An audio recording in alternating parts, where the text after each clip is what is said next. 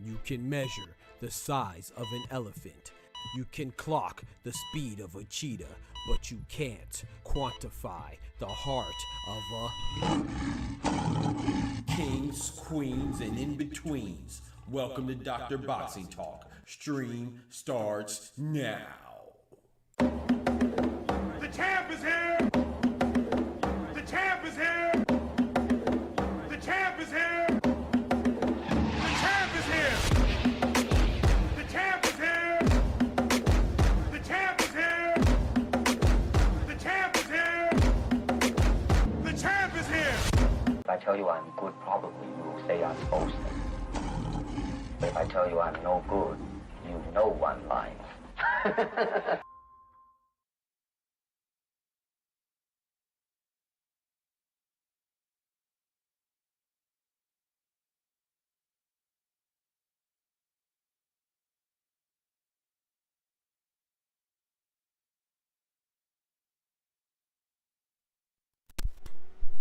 Yes, sir. Yes, ma'am. Y'all know what time it is. The doctor's in the house. Good, great, grand evening to y'all beautiful people, man. You know what I'm saying? We in the building, man, for the late show. The late show. The late show. What's that? That's a familiar jingle. Oh, Chappelle Show. The Chappelle Show. Chappelle Show. It's for the late show. Hit this quick roll call. You know what I'm saying? Don't forget to smack that like button for your boy. You know what I'm saying? Shout out to my boy. Let's hit this roll call, man. We got my boy Ty in the building. Yes, sir. Yes, ma'am. We are in the building, man. So let's go ahead before we start. Do the boxing talk family tradition, man. Let's bow our heads and say a prayer, man. Dear Heavenly Father, Lord, we come to you once again in showing gratitude and rejoicing and offering our praise, Lord, and our thanks for your protection and everything that you have done for us throughout our lives, Lord, throughout the course of our lives and our loved one lives, Lord. Thank you for everything that you brought us through. Thank you for everything that we've encountered, you know, whether it was a good time or a bad, because if it was a good time, then I'm sure we enjoyed it. If it was a bad time, then I'm sure it built character and gave us strength. And also, you know, if we can settle down and in our time of desperation, in our time of need, in our time of despair, if we settle down and relax and look towards you, you will always remind us that because of our past experiences, we are well equipped to get over any obstacle that we may face today, any challenge that we may face today, any hardship that we may face today, because it's not the first one and it won't be the last. But because it's not the first one, we leaned on you before and you brought us through, so we should lean on you again, Lord. So we ask for the mental fortitude, the physical fortitude, and the wisdom to know when to seek your guidance And when to seek your guidance, is always appropriate to seek your guidance. That's all the time, Lord. So sometimes we don't need to lean on our own understanding or the opinions of our neighbors or even family, Lord, but just look to you. Always look up to the sky and look towards you for guidance. You will always provide it, Lord. You're doing this for so many others, and there are no more special to you than we are. So we thank you for your love. We thank you for your passion. We thank you for your mercy, your forgiveness, and your grace. Through Jesus' name, amen. Yes, sir, man. So let's get to it, man. We got some stuff to talk about today, bro. And yes, I did download the StreamYard. I meant to say that this morning. I downloaded it. You know, if I write something down, you know I'm going to do it. Yeah, so I downloaded the StreamYard, so we are prepared next time somebody wants to randomly join the stream. You know what I'm saying? That's in the capacity of a boxer or some type of role that's in official capacity in the boxing realm, whether it's as an executive, a trainer, a boxer, or whatever. But yeah, man, so, you know, as you can see the title, man, you know, we talked about this before, but I think it's important that we revisit it again, man. You know, we got Turkey, you know, coming out and saying, hey, man, he seemingly exposed Boots as a duck, you know, and I'm gonna be honest, man, you know, I still have my skepticism, not because I don't trust Big Turk, because if Big Turk says it, I believe it, you know. And so I do think that he was under the impression that JARON Boots, listen to my verbiage now, because, you know, some people, they hear words, but they don't really know the true meaning. And sometimes when words are longer than 2 syllables, people get confused or they just shut down or something. Because if you listen to what he said, like I did, then you would be able to, I don't even want to say decipher, because decipher sounds like you're doing some extra shit. No, you just got to compute and listen and comprehend. You know, he's saying that he was told by Boots that he would fight Vergil Ortiz. Boots has said that. That's true. But then he also said that Boots seemingly changed his mind.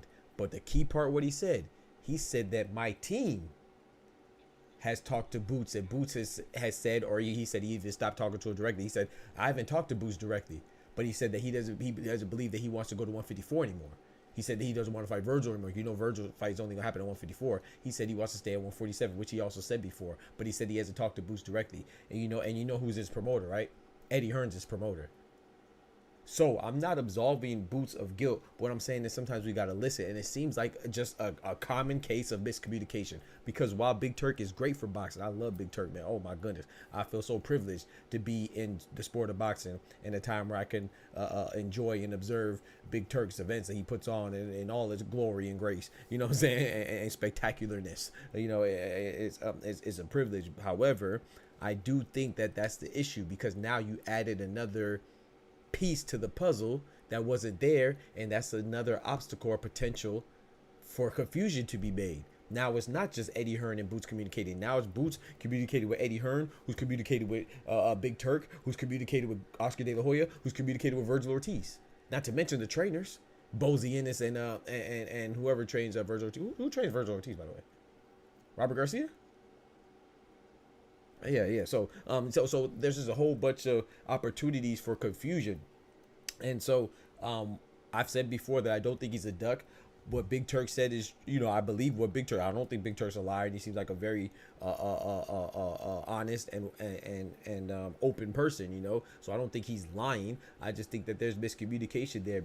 And you know, I've said this before. I don't think Boots duck Vergil any more than I think Vergil duck Xander Zayas, any more than I think Terrence Crawford ducked Boots either. You know, it's very hard to convince me that somebody that's not in your division and not a champion can be ducked by you. You know what I'm saying? I think that when you duck somebody, there's only one way that you could duck somebody, is if you're trying to obtain a belt or retain a belt in your division and you don't want to go through that person. If you're not in my way, if you're not in my division, then you're not in my way. But if you're not in my way to get a belt or keep my belt or unify a belt, how the hell could I be ducking you? I'm not going to duck a bullet shot over there because I'm over here. So if I'm not in the path, then why would I need to be ducking? You know, so he said Big Turk was lying on Canelo. Boots definitely a duck. JC in the building. So let's figure this out. So he likes Canelo. So he said Big Turk was lying on him. But then he said Boots is a duck. So Big Turk is telling the truth on Boots, but he's lying on Canelo. The same person doing two different things. I think that's just indicative of you liking Canelo and you disliking Boots. But hey, you can have it though. You know what I'm talking about? Shout out to you, JC. But with Boots, I don't think he's ducking, man. Like he said multiple times, he'll fight Vergil Ortiz, and there's so many people that he would fight. Like Vergil Ortiz is, I'm sorry, I like Vergil Ortiz, but I don't see anybody ducking him. No disrespect, you could take it disrespectfully or whatever you want, but I don't think anybody's ducking him. But listen to what Steven Espinosa said, man. Check this out, man. Check this out, bro. I literally said Big Turk was wrong. I don't know what you're doing, but Big Turk is definitely putting on for boxing. I don't know what you've been watching, but yeah, shout out to you though. You know what I'm saying? you enjoy what you enjoy. You know, it's funny. He can't even. This man JC can't even keep it consistent in 2 sentences. He said Big Turk lied on Canelo, and now he's telling the truth on Boots. So he's saying that Big Turk, the same person, lied on Canelo because he likes Canelo, and I like Canelo too. But he lied on Canelo, but then Big Turk is telling the truth on Boots. Which one is it? Is he a liar or a truth teller? Oh, it depends on what side you're on, right? Which fits your narrative. Get out of here, bro. You got it. I ain't got time. But let's check out this video by Steven Espinosa, man. I guess Steven Espinosa's lying too. Look what he said, bro. I just want y'all to listen to what he said. Listen very carefully.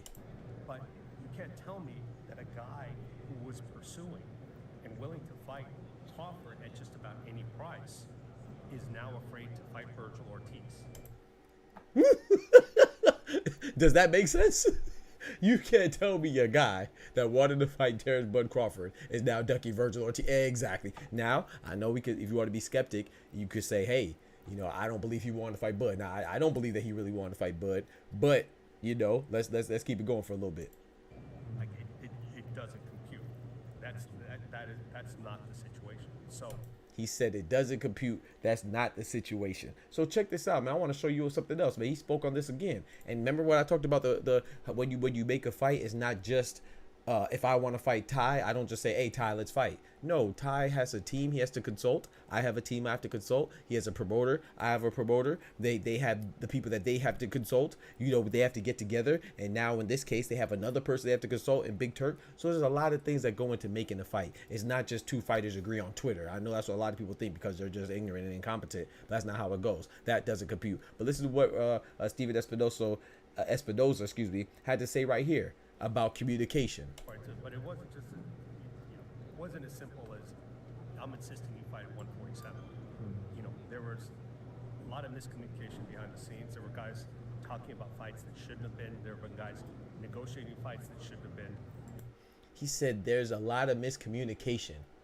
And what did Big Turk say? He said he's not talking to anybody directly. When you talk to people indirectly, that means through somebody else. There's a lot of gaps. You know what I'm saying? It's like if I tell you one story and then that person tells the same story and that person tells the same story, by the time it gets to the 5th person, you know what I'm saying? If I said that I got in a fight outside, by the time the 5th person repeats it, I done fought a dragon, King Kong, and Godzilla with my bare hands and came back unscathed. That's just how stories go. Things get twisted and turned, and you know what I'm saying, people leave things out that are pivotal and vital to the story being cohesive and correct, and sometimes people add things in, you know what I'm saying, when they're exaggerating, if they're dope with their storytelling. Sometimes you need that if you're making a motion picture, but if you're telling the truth, it don't really work, at least for confusion. You know what I'm saying? It just don't really work. And I ain't know I ain't have on my camera the whole time, but yeah, it don't really work, at least for confusion. So what he just said is about miscommunication, man. And let's keep it going. Let's keep it going, because I want to keep it going. There was a whole bunch of stuff, and unfortunately, when things fall apart, there's certain people who just look for scapegoats, you know, and who won't stand up and say, you know, look, there was miscommunication. You know, we got our wires crossed on this and the other. They're going to turn around and say, well, it's the fighter's fault. The fighter's fault. Miscommunication. And we have people not standing up. It sounds like he's talking trash to Eddie Hearn. He said there's things that being negotiated that shouldn't be negotiated. He's a fighter, last time I checked. He's not Samuel L. Jackson. For those of you who don't get the reference, type in Samuel L. Jackson, The Negotiator. Yeah, that's a movie. You know what I'm talking about? Yeah, I go way back. You know what I'm saying? I'm a movie head. But yeah, so he's not a negotiator. He's not Samuel L. Jackson. He's a fighter. He's Boots. JARON Boots Ennis, who's a fighter. He's not a negotiator. So what's he doing in negotiations? Meaning to tell you that there were some things that were miscommunicated. Even Eddie Hearn has said, what'd he say? He said that they accidentally offered him a fight for Vergil Ortiz and JARON Boots Ennis at 147. We all know it's well documented that Vergil Ortiz was struggling to make weight so bad that he moved to 154 because he was hospitalized trying to lose weight. But that's not Eddie Hearn's business. That's not Eddie Hearn's fighter. So if they offer you at 147, then I'm probably going to relay to my fighter, hey, Boots, they want to fight you at 147. No. I don't know, man. I don't know what happened. That's what I'll be saying if I was Eddie Hearn. I don't know. They want to fight you at 147. What you going to do, Boots? That's what I'll be saying. You know, so then for whatever reason, hey, maybe he fixed his issue. You know, so what I'm saying is that there's a lot of people that are being in the mix. There's a lot of people that are talking, and that leads for a lot of confusion. So, case in point, that's what Steven Espinosa said. And what did I also say? I also said that Eddie Hearn, no disrespect to Eddie Hearn, I still like Eddie Hearn. I like Eddie Hearn the most. But if Eddie Hearn doesn't get Boots a unification fight, and he gets Conor Benn one before with Mario Barrios is what they're aiming at, because Mario Barrios said he wants to fight Conor Benn or Manny Pacquiao, then if I'm Boots, I'm mad.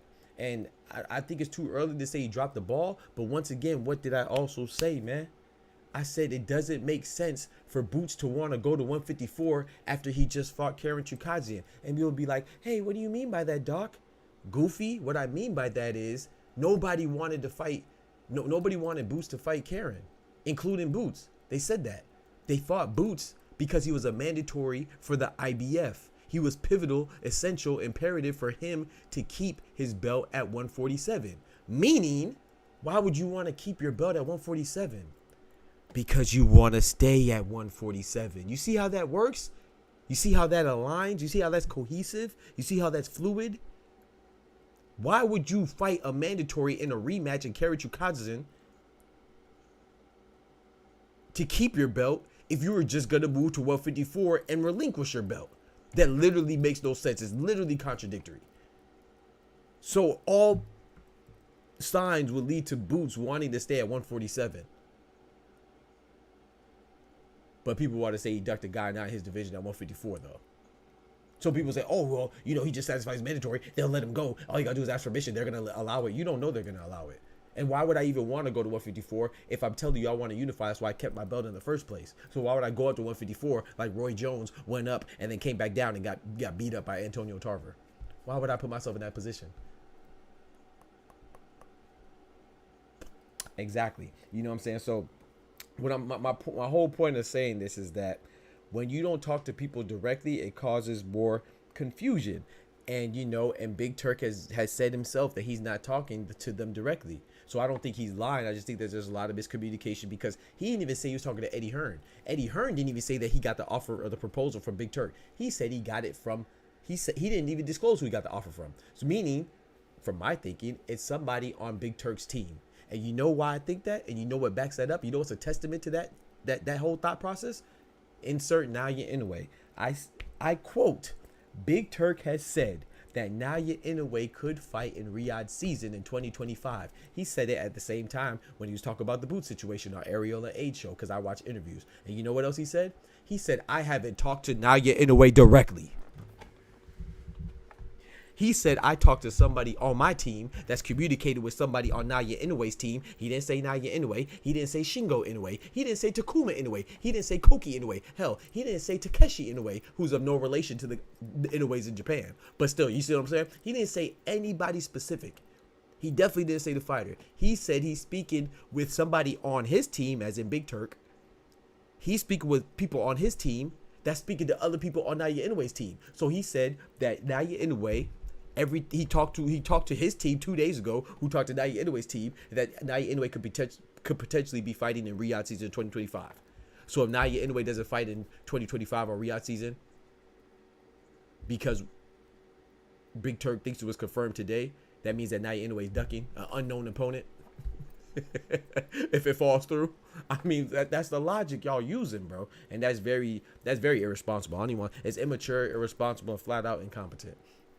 Shout out to my guy Oscar in the building, man. Yes, sir. Please like, comment, and subscribe. Don't forget to hit that like button. Yes, sir. Yes, sir. Ty said can't credit a source for one, then call cap on the same source for another. Exactly. Thank you, Ty. That's goofy. Shout out to JC, but that's goofy. I ain't got time. Mind you, this is Steven Espinosa keeping it 100 about a fighter who left him. Hey, remember we don't like. Remember when you leave PBC, PBC's trying to block you out. When you leave a certain promotional company, when you know they try to block you out. That's what we say, right? They hate him.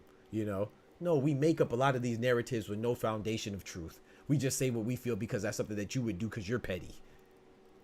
Steven Espinosa's not with JARON Boots Ennis anymore, but he's telling the truth because that's what responsible people do, that have accountability of their words, aka adults. Just because you're old enough to be an adult don't mean that you conduct yourself as an adult.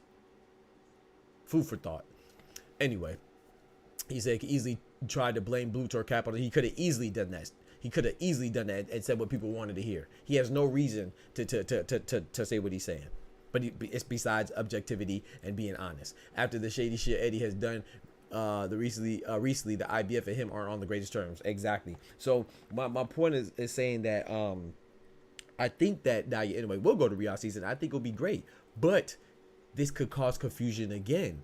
Because once again, you're not talking to somebody directly. You're talking to your team who's communicated with somebody on Naya Inouye's team that's undisclosed. So, like, these are just opportunities for confusion. So I think that, you know, when people have negotiations, exactly what they are, they're talks. And talks fall apart. Things fall apart. But you shouldn't be thirsty to blame somebody, man. And I'm like I said, I think Big Turk is right. But I just think it's a case of varying perspectives. That's all. I don't think anybody, hell, I don't even think Eddie Hearn's lying. I think Eddie Hearn's messing up. Like Steven Espinosa said, you should take some accountability to avoid this perspective or the potential view of your fighter looking like he's ducking. You know, he's getting excessive scrutiny, excessive criticism that is probably not really deserved.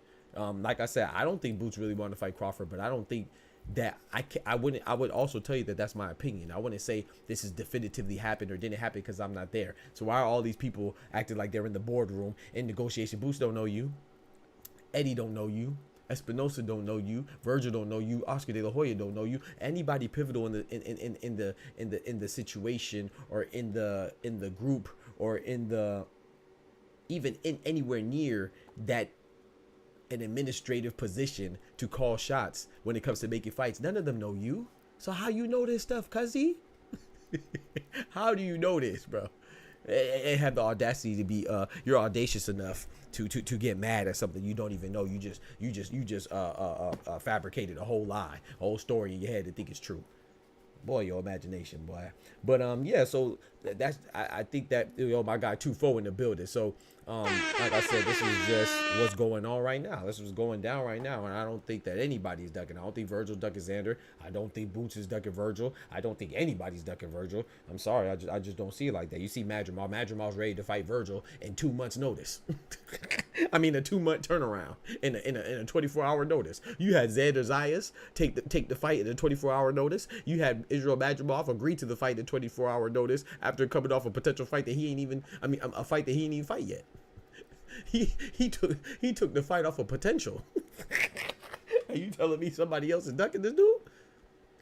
Xander Zayas been calling out Vergil Ortiz. He accepted the fight in less than 24 hours. He said he accepted it in less than a minute. Israel Madrimov accepted to fight him on short notice, a short turnaround, after fighting a guy like Serhiy Boachuk, who I'm sure he's anticipating a war. That should let you know what people think about Vergil Ortiz. Oh yeah, by the way, Bud wanted to fight him before too. By the way, Boots also said he would fight him, but all of a sudden everybody's ducking Vergil Ortiz. I think Vergil Ortiz is a beast. I don't think anybody's ducking him. Oh, by the way, Tim Tszyu wanted to fight him too, after coming off a nasty hellacious cut. I bet you Tim Tszyu probably wishes he would have fought Vergil Ortiz instead of Bakram. I'll tell you that right now. I bet you Tim Tszyu wish he could go back and I bet you he tried to borrow Dr. Strange's time stone right now.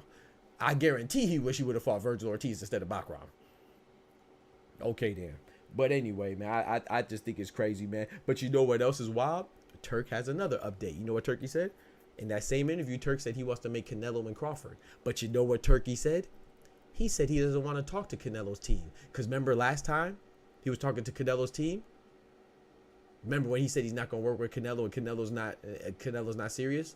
Oh, that was them communicating with teams again. And that was also another example of miscommunication. So this is not Big Turk's first rodeo with miscommunication. That's going to happen sometimes. I'm not saying he's doing it deliberately. I'm not saying anybody's doing it deliberately. I'm saying that this has happened again. It's habitual now.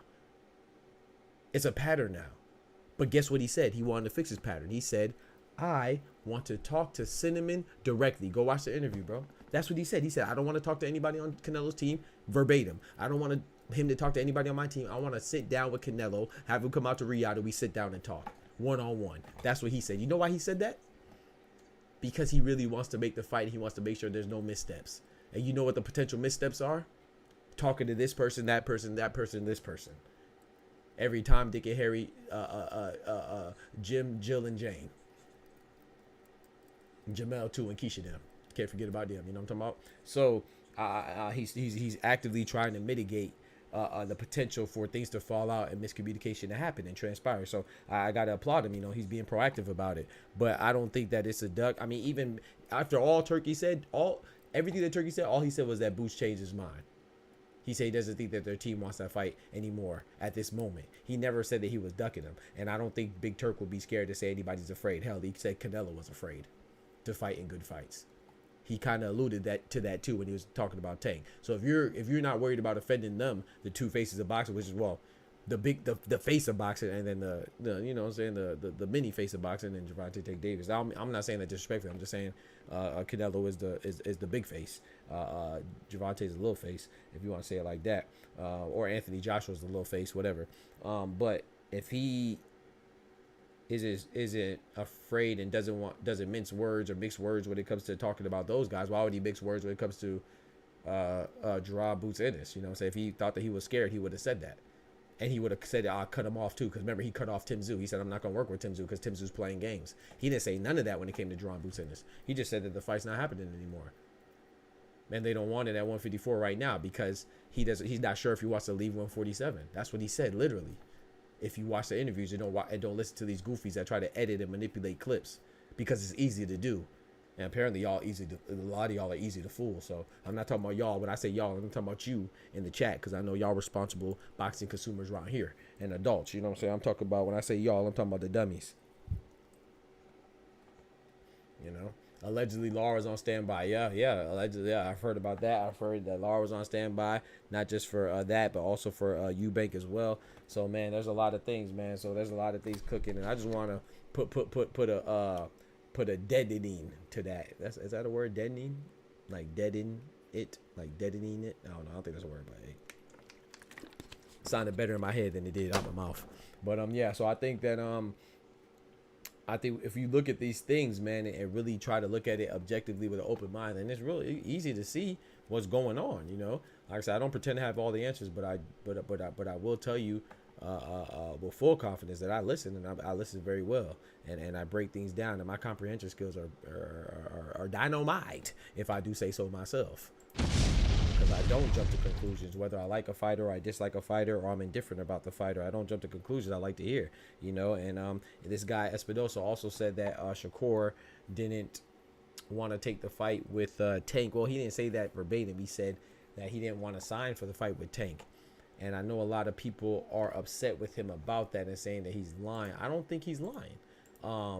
But I think that people, you know, it's the people that are so extreme and outrageous that make you think that something is wrong with what somebody said. I don't think there's anything wrong with what Espinosa said in regards to Shakur and the Tank fight. In my personal opinion, he was saying, well, he literally said, not opinion, what he said was Shakur wanted a long-term deal. And that wasn't on the table or in play for him when it came to Gervonta or him signing with PBC. They didn't make him that type of offer. So people, when they hear that, they hear, oh, Shakur, he ducked because he wants to have a job security. You see how dumb that sounds? Doesn't everybody want job security?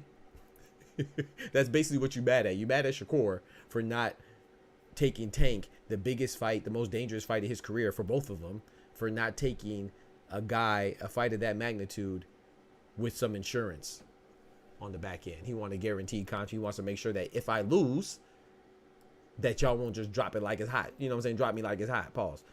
That I'll still be able to have more fights afterwards. What is wrong with that? How does that mean you're ducking? If I want to go, if I'm talking as a free agent to PBC and they're offering me a deal that I don't think is that good, and then I'm talking with Golden Boy, they're offering me a deal that I don't think is that good, and then I talk with Matchroom and they offer me a deal that I don't think is that good, but it's better than the other two, and I go with Matchroom, how is that me ducking anybody? because I don't sign with PBC. Like, I like Tank. Y'all know Tank is one of my favorite fighters. Every man should be in a position or put themselves in a position to control their own destiny. Nobody's bending over for Tank. Pause. Hey, yo, hold on. Hey, yo. No, did it? Like no one's. I've always tell you this. I always tell you that I think Benavidez and JARON Boots Ennis, they made a mistake by predicating their whole career and campaigning their whole career off the notion that Canelo was scared of him and Terrence Bud Crawford is scared of him. You should worry about carving out your own legacy. Excuse me. You don't need Canelo and Bud. Definitely don't need Benavidez and Boots for their legacy. Their legacy is already established. But you also don't need them. Benavidez could be great without fighting Canelo. So can Boots. He could be great without fighting Bud. That's just a shortcut. But these guys are essentially self-made, man. They got themselves in that position not on their own, of course, by getting there, but by merit and by accomplishments and putting in that hard work. Ain't no shortcuts. So my point in saying all that is that, you know, I don't think that you should have your career, if you're anybody, tied to somebody to the point where you cannot be successful without them. You know what I'm saying? And I don't think Shakur needs to, or anybody else needs to, worry about or focus or prioritize their career off of making one fight. You know, of course, I want to see Shakur and Tank too, but I don't think that Shakur should sign or put himself in a bad position to make the Tank fight happen, and I don't think Tank should do that either to make the Shakur fight happen. You see what I'm saying? I'm very consistent in that. I don't think anybody, like, you could all you need is faith and dedication, man. Faith and dedication, man. Meaning God and your own and your own effort. That's all you need, man, to be great. Your success personally is not tied to the decisions of anybody else. That's not no, hell no.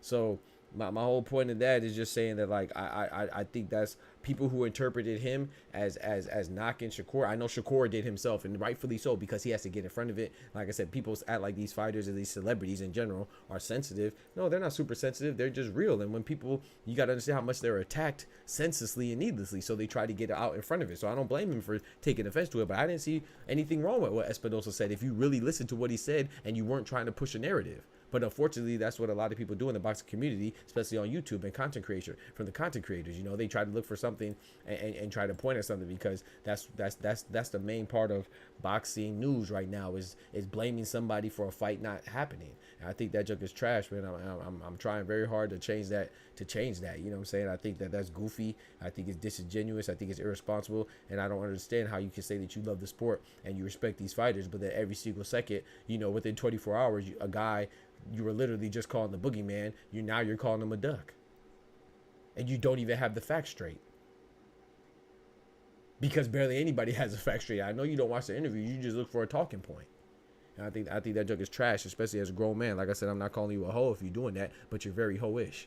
You know, that's just me being honest, man. I think that joke is corny, bro. Like, we watch boxing because we're supposed to like it. That's what I thought. I watch basketball not because I'm trying to tear down LeBron or Steph Curry or Luka. I watch it because I think they do a great job at their profession, and it's great for my entertainment. So, like I said, I don't know. I just think that people have a different perspective and a different appreciation of the sport than I do and most, and I appreciate those that rock with me. We got my boy Lance Meyer in the building. What's up, Dot? What up, bro? I'm glad that y'all are cool with me being me over here, because I think it's a lot of goofy things that are talked about and go on, man, in other spaces and places. But it's a lot of times it's not the case. It's real easy to see if you really are have that intent to see what's real and separate what's fake. But a lot of people can't tell, man. You know what I'm saying? So some of these, a lot of these men out here, you'd be surprised, they can't tell the difference between a woman, a hoe, and a bitch. They can't tell the difference. They can't tell. They can't tell the difference, man. A lot of these suckers out here, they can't tell the difference. Hopefully everyone makes it to the event healthy, so Laura gets a free check and trip at a W to Big Turk for actually having alternates on standby. Yeah, facts. Shout out to Big Turk. Like I said, I don't think Big Turk's doing anything wrong. I just think that, you know, there's opportunities for miscommunication when you're communicating indirectly, and that's what's going on. He said it. He literally said it. And he said that he doesn't want to communicate with Canelo that way. He wants to communicate with him directly. He literally said that. So, like I said, even with the Eddie Hearn stuff that I debunked, you know, it's a pity that the channel's not super big, but you would see I debunked a lot of that nastiness that the people were saying, a lot of that messiness, a lot of that 13-year-old high school freshman girl stuff that people are spewing on. And just when the channel grows, we'll see. I debunk a lot of stuff just from me talking. And I don't even be knowing. I don't be aiming at nobody. I just be spraying. What they say, spraying and praying. I don't be spraying and praying because I just be attacking things. And I'm not aiming at anybody in particular. But if you in the way, bitch, you gonna get shot. That's just how it goes. You a casualty, because I don't ever talk down to anybody or be condescending towards anybody or any content creator especially. Actually, I salute them all. You know what I'm saying? You do your channel, whatever works for you and your growth. You know what I'm saying? And however your morals and your integrity and your values lie. You know, I know where mine's lie, so I stand 10 toes down on business. You know, and the truth as much as I can. And I can all the time. Yeah, some people bring to my attention like, oh man, you shut this down, and they be showing me love, man. I appreciate y'all showing me, but I really don't be knowing. I just be talking, and if it sticks, if somebody gets offended, well, so be it. You little bitch, I don't care. Can't do nothing to me. But it's just, you just gotta, I just be telling the truth as I see it, man. Debunked all the Mickey Mouse house narratives. Facts. I appreciate shout out to my boy Ty, and shout out to my boy Ty. My boy Ty be showing me when I be debunking those goofy narratives too. It's just watch. One day we gonna get big, and they gonna, you know what I'm saying? You ain't gotta listen, but you gonna hear me. You know, I'm talking about that's why we work hard for it, good Lord willing. But yeah, man, it's just a lot of crazy stuff, crazy nonsense. Like I said, I like Tank, but I'm not gonna say nothing silly as Shakur is ducking because he didn't sign with PBC. What kind of sense does that make? I'm a boxer who has multiple fights. You think I'm gonna sign to one place to get one fight? That literally doesn't make sense. And if I'm gonna have the biggest fight in my career, why wouldn't I want some type of a reassurance that it's not gonna be a one and done? Look what happened to Devin Haney. Devin Haney didn't even really lose. In fact, Devin Haney got cheated. You know what I'm saying? He got cheated. We do not let people who are on the juice discuss real athletes. That's all. And they dropped him like he lost. People ignored him and said he was damaged goods. And then the same people with a straight face are asking why he's not engaged in the fight yet. He would have been in the fight, but there was no purse bid against Sandor Martin. Did we forget about that? Why wasn't there a purse bid? Because it was a big fight. It wasn't the biggest fight, but it was a pretty big fight, substantial fight, meaningful fight. And the general public, the consensus from the general public is that he lost. And what happened? His stock went down, so far down that people that usually bid on him, Matchroom and Eddie Hearn, they didn't. They didn't bid on this fight at all. So there's literally examples of fighters losing one time or fake losing one time, and they're dealt with. We ain't seen Errol Spence since. Not saying it's anybody's fault, but we ain't seen Errol Spence since. It happens all the time. So why were you getting mad at a fighter for potentially going or engaging into the biggest fight of his career? Why wouldn't you expect him to want to get a long-term deal? Wouldn't you? Because yes, it's a big fight. It's an intriguing fight. It's an entertaining fight. It's a dream fight. One of the best fights in boxing because it's competitive. So if you're going to engage at a high caliber, high profile competitive fight, why wouldn't you want to make sure that you covered all your bases? That's just common sense and being smart and intelligent. I guess a lot of people can't relate, man. So shout out to Shakur if that's the case. So that's what I'm saying, man. I wish some people would talk to me because I thought he went at that angle bad. I would have embraced it. I said, you guys dang right. If I'm going in my biggest fight of my career, I'm gonna want to be on a long term, on at least a 3-fight deal. He even has a 3-fight deal with Matchroom, and there's nobody there that has a big name for him to fight. He's testing the waters and got a 3-fight deal to test the waters with Match, or 2 or 3, whatever it is. 2, I think it's 3. But yeah, 3-fight deal to test the waters. So you telling me if you're gonna engage in the biggest fight of your career, you don't want to try to make sure that you are in good standing to take care of yourself if the worst case scenario does come to fruition, like you losing? Come on, bro. Like y'all just being stupid. The people that are saying that, not anybody in particular, not anybody in here. We got my boy JG Finch in the building. What's good, brethren? My guy, man. Good to see you, man. Good to see you. Funny Garcia was celebrating like he was the best after that, and people loved it. Bro, JG, that's what I be saying, JG. Like, no disrespect Cause like I said, I'm a bro. JG Finch, you're relatively new to the stream, right? Right. And we appreciate you in the Boxing Talk family. Those of you that seen this before, I apologize, but we about to show it again. I ain't gonna lie, I love seeing this. I'm not gonna lie because, and there's no disrespect to Devin Haney, but I was literally excited, man. I was excited. This is how I reacted when Devin Haney got beat up by Ryan Garcia, because he did get beat up, but the dude, it just wasn't legal, right? This is how I reacted, bro. I'm gonna show you my reaction, bro. On left hook. Let me show you my reaction, bro. Because I put money on Ryan Garcia because I thought, not as a long shot either, I was telling people. Oh, he dropped him! Oh! I was telling people that Ryan Garcia would beat Devin Haney, not because I don't like Devin Haney, not because I'm in love with Ryan Garcia. I liked plural. I mean past tense. I liked Ryan Garcia more than I liked Devin Haney. But I thought stylistically it was a good matchup. Like I like Deontay Wilder. I like Zaylee Zhang too, but I like Zaylee Zhang. I like Deontay Wilder more than I like Zaylee Zhang. But I bet on Zaylee Zhang because I'm objective. Just because I like somebody more doesn't mean I'm a group for them. But I actually did like Ryan Garcia more. And I thought stylistically he was a good matchup for Devin Haney. I put money and I won money. So look how I reacted. This has nothing to do with me disliking Ryan Garcia. Look how I reacted. I actually thought that this was one of the best things that happened in boxing. And I thought that was an upset of the biggest upset in boxing history since Buster Douglas and Mike Tyson. Check this out. Garcia on left hook from down. Oh, he dropped him! Oh! Oh, bitch! Two big bombs come from Ryan Garcia. Another left hook from Ryan Garcia. Oh my God! Oh my gosh! Oh my God! Oh my God! Devin Haney go out like this, bro. This is tough, man. Oh my God! Oh my Lord! No! No! No! No! No, God! No! No, No! God, please, no! No! Ryan Garcia got too No! much! He got too much! No! Not like this. He got too much! That's too much pressure! See, I said that's too much pressure. I said he had too. See, maybe I did know he was on something because I meant to say he had too much ostarine, not too much pressure. Ryan Garcia had too much. I just ain't know too much of what. I ain't know too much PEDs. That's too much pressure! That's too much pressure! Garcia. My point is showing you this, JG, is to say, does that sound like or look like somebody that was mad? Bro, I literally won money. We seen it on the stream, so I had nothing against Ryan Garcia losing. But if you cheat, you cheat, bro, because I like boxing.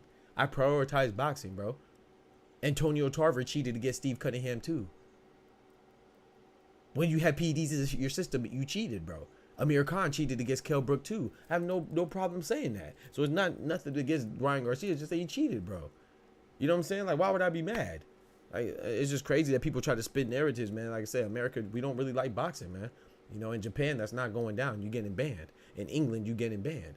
Funny Garcia, we were celebrating a dirty fighter, which is crazy, bro.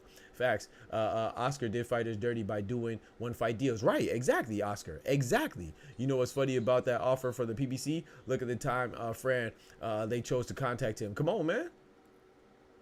Come on now. That's why I love playing. I love rematch, but no dirty. Yeah, facts. I want the rematch. So I want them to rematch, but I'll tell you this too. In my personal opinion, Finch, if he doesn't rematch him, meaning Devin Haney, then I'm not mad at that either. But I want him to rematch him. And I'm gonna be honest. And I want to be very clear when I say this. And I don't like saying this on stream because I want people to misconstrue my words. I think Ryan Garcia wins again. But it's because I also thought Ryan Garcia would win in the first place, which is evident of me putting my own hard-earned money on him. So I'm not saying that he'll win because PEDs don't matter. No, PEDs matter. That's why they're banned. That's why they're illegal. And that's why it's punishable by suspension. So I'm not saying the PEDs don't matter. I just think that Devin Haney, stylistically with Ryan Garcia poses a big threat to Devin Haney. He hits hard, he's fast, and he's just as big as Devin Haney, and he's just as young. Those are characteristics that a lot of Devin Haney's opponents did not exhibit. You know what I'm saying? So that's why I picked him. There's no knock on Devin. Devin Haney's a great fighter, you know, but sometimes some people have your number stylistically, and I just think that the professional matchup favors Ryan Garcia. That doesn't mean that I don't think Devin Haney could win. I wasn't 100% going into the bet, but I was about 70%. That's why I put money on it, you know. So yeah, I had Karma in the building. What's good? I like Ryan personally better. Yeah, me too. I did too, but not anymore after he said that stuff when he said F all Muslims or S all N words. I can't rock with that, man. I can't. That goes against the foundations of my soul, the fabric of my person.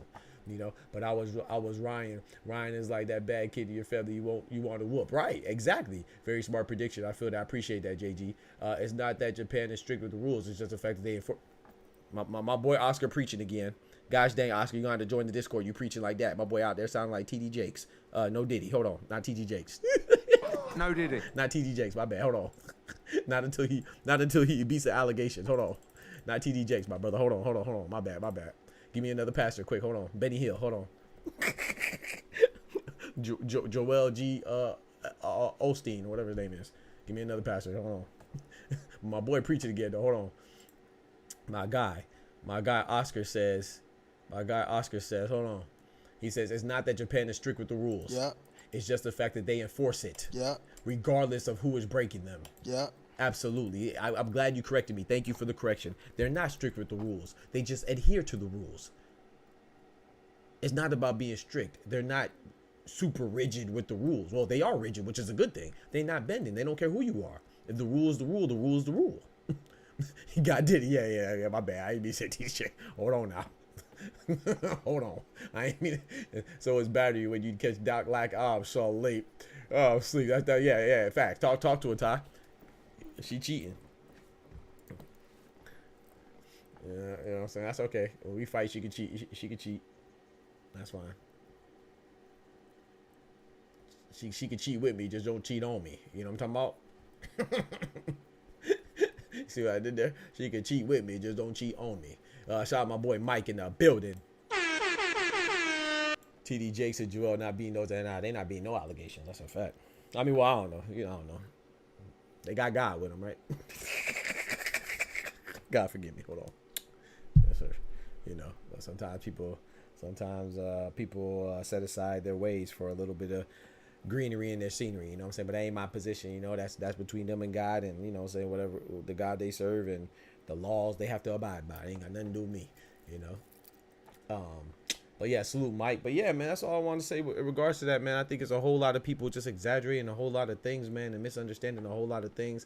If you want to call JARON Boots Ennis a duck, that's on you. I mean, everybody's a duck these days. I mean, people are accusing Tank of ducking because he said he'll retire yesterday, and because Big Turk said he wants to make the fight 3 fights from now, so he's ducking future opponents. Like, come on, where are we gonna draw the line, man?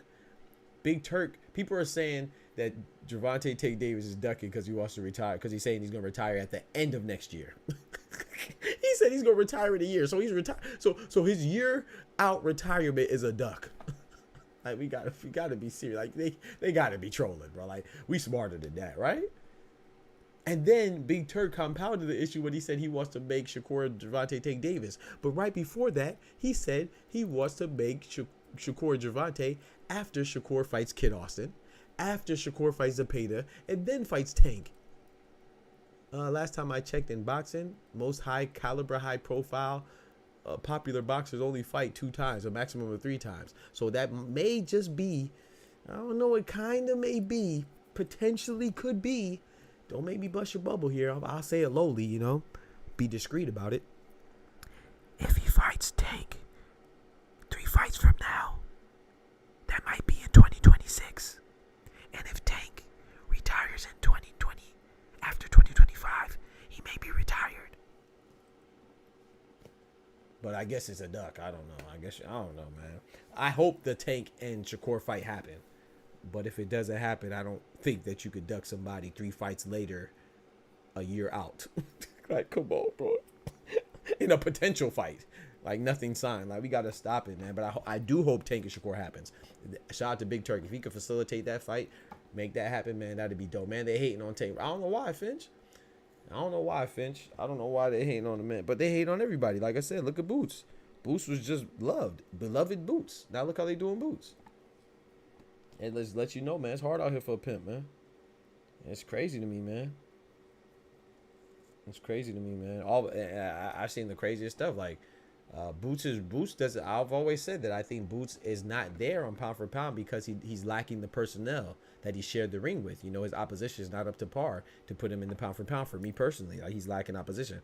I've always said the same thing about Vergil Ortiz, but all of a sudden Now that Boots ducked Vergil Ortiz, all of a sudden Vergil Ortiz, everybody's scared to fight him.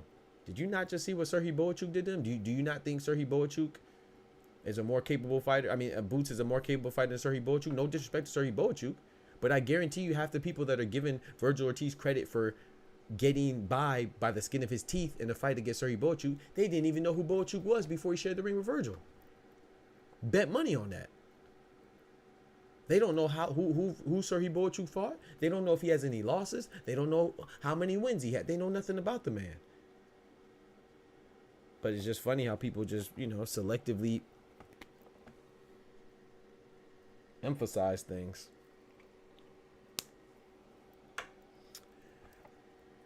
If we think you can skip a mandatory on the IBF, ask Usyk how it go for him, right? Exactly. Not just Usyk, Oscar. Ask this guy too.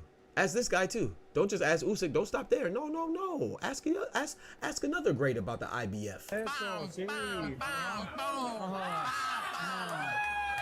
Tú vas a mamar el bicho. Tú vas a mamar. Yeah, don't just ask Usyk. You can ask Canelo too. About skipping your IBF mandatory, what happens? Oh, you're no longer undisputed, just like Usyk. Come on, bro. I mean, you think I'm lying? Oh, last time I checked, we don't even know if we don't even know if the Beterbiev and Bivol rematch is for undisputed. We don't know. You know why we don't know? Why don't we know, Oscar? Why are we unsure that the rematch between Beterbiev and Bivol may or may not be for undisputed? Why are we unsure if it will be for undisputed or not? Oh, because the IBF called for Artur Beterbiev to fight his mandatory in Michael Eifert. So the IBF in just a minute, in a time span of a minute, I told you 3 times that the IBF has enforced their rules. Oh, you want to know if I can keep it going? I really watch boxing. I can keep it going. Oh, you know that guy at 115? You know the other undefeated champion in the same division as Bam Rodriguez? Oh, I know you don't know him because you think that only 3 fighters exist, 122 and below. You think there's only Naoya Inoue, Juta Nakatani, and Bam Rodriguez. So forgive me for my ignorance. I know you don't know. That was a stupid question. My bad. I know you don't know. So there's another guy at 115 division, because there's more than one person. There's more than just Bam Rodriguez down there at 15-pound division. It's not just Jesse Bam Rodriguez. There's another guy named Fernando Pumo Martinez. Oh, he was unified. It's crazy you don't know him because he has more belts than Bam Rodriguez at 115. Yeah, his name's Fernando Pumo Martinez. He's from Argentina. He had 2 belts. Ask me what the belts were. You ain't got to ask me. I'll say it. It was the WBA and the IBF. You notice how I said was? Because it was the IBF. He still has the WBA, but he doesn't have the IBF anymore. Why? Because he chose to fight Kazuto Ioka. Kazuto Ioka is not the IBF mandatory, meaning they stripped him. He was forced to vacate. IBF don't play no games, bro. This is just me freestyling off the top of my head. IBF don't play no games. Oh, you think it's just the belts? Oh, William Zepeda, he was removed out the rankings for the IBF. Remember, because he was the mandatory in all 4 sanctioned bodies, the WBA, WBO, WBC, and IBF. Oh, he was removed out of his #1 position of the IBF rankings once he engaged in that fight with Tevin Farmer. Yeah, they kindly removed him for not using his mandatory to try to fight the champion in Lomachenko. They kindly removed him swiftly too. Swiftly. Oh, that was the IBF again. So you keep acting like the IBF is playing games out here in these streets. Come on, bro. By the way, just in case you didn't connect the dots, Boots has the IBF. That's why he had to fight Karen Chukagian, in case you forgot. Because remember those 2 options. They contemplated it. They contemplated about their next move very publicly. Eddie Hearn and Jerron Boots Ennis, that is. They said, are we either going to move up to 154 or we're going to take the fight that we do not like in a rematch against Karen Chukagian. Why? Because he's the mandatory by the IBF. So basically they're saying we're going to decide if we go to 154 and relinquish the belt or fight the mandatory and retain the belt. Clearly they fought the mandatory and retained the belt, meaning why the freak would you think that his next fight would be at 154? That's literally contradictory to his actions. But you want to be mad though. You want to be mad and say somebody's ducking. If he wanted to go to 154, he literally would not have fought Karen. The whole point of him fighting Karen was to stay at 147 and pursue unifications. That was the only point. That was the sole purpose. But you want to be mad though. that the guy who fought an unnecessary, I ain't gonna say unnecessary, it was very necessary, but the guy who fought an unnecessary rematch, a guy that we didn't want, a guy that we're not intrigued in, a guy that didn't offer a unification, a guy that he already beat handily, you want to be mad that the guy fought that guy again to satisfy his mandatory, but then didn't turn around and stay in the same division. You wanted him to move up. How the freak does that make sense? Because it's just too much logic, bro. I'm telling you, bro, you're too easy to break down, man. I break it down like that's dang cocaine, you know what I'm talking about, on the hood, on a no, I'm just joking. I don't do that stuff. Yo, shout out to my guy PSYT, man. My boy Joseph in the building. What's good, brethren? Pinoy, Sakalam, YouTubers. Just checking in. I appreciate it. Hey, I downloaded StreamYard too, man. Yes, sir. My guy William in the building. What's good, brethren? Salutations, my brother. I'd rather see the IBF be strict than be subjected to the MIC the WBO consistently does. Right, exactly. So like I said, man, it's just a lot of things to consider. A lot, like I said, I know we want to push narratives. When I say we, I don't mean all of us, just some of us. And I'm not talking about the we being inclusive of anybody in here. Thank God for that. Shout out to y'all. But yeah, I think that I know we want to push narratives a lot, but at some point, I'm hoping maybe one day, maybe one day,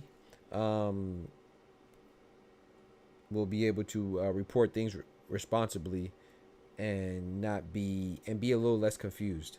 Just because quantity does not make quality. Just because a lot of people are saying something doesn't mean it's any more correct. Just because it's a lot of ignorant bitches don't mean that any one of them are smart. It's just a whole bunch of stupidity going on. Let me know when you want events to be up on the StreamYard. Hello, everybody. Okay, bet. Let's see if we can we do something tomorrow. Can we do something tomorrow? Globally? Let me know, man. I'm down tomorrow. Definitely down tomorrow. But yeah, I thought Espinosa, shout out to Espinosa, man. I thought he shed some light not only on the boot situation, but also on the Shakur and Tank situation, man. I thought it was pretty good content. I thought it was pretty. Shout out to YSM Sports. That's who did it. That's who I watched it from. I don't know if he's the only person that Steven Espinosa talked to recently, but that's where I obtained that interview from. So shout out to YSM Sports. And yeah, man. Yeah. So I think that was I thought that was very informative, man. You know, I like to be informed as much as I can. Don't forget to smack that like button for your boy, please.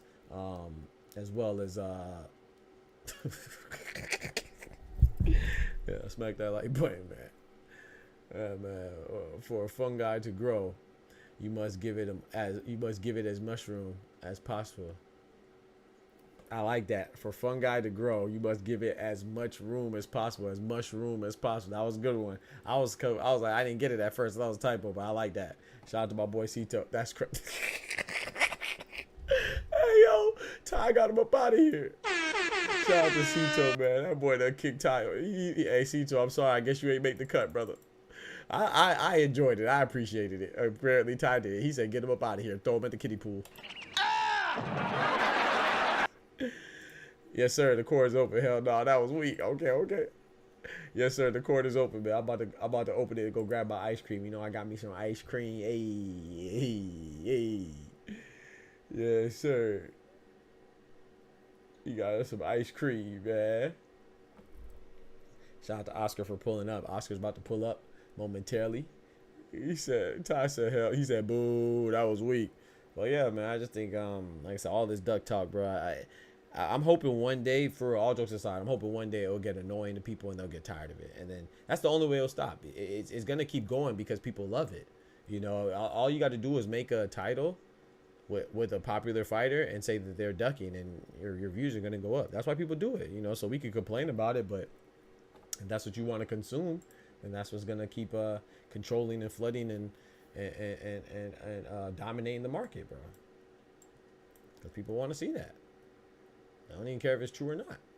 Yo, we got my boy Oscar in the building. We got Cito in the building. Yes, sirski. Yes, sirski. What's good, fellas?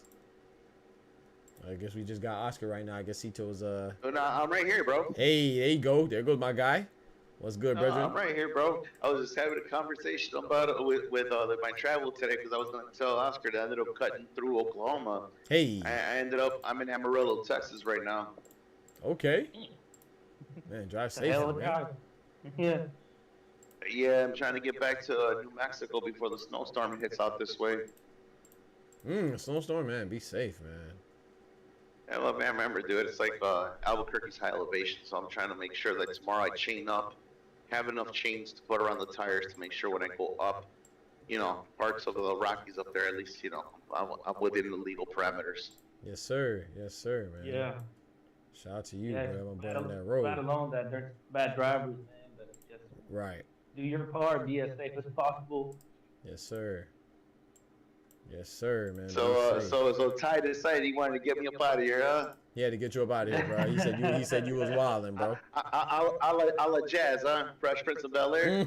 A la Jazz, yes, sir. You know the routine. Got to toss you out, man. Rest in peace, Philip I Banks. mean, I'm used to it. I kind of get a chuckle out of it. It's okay.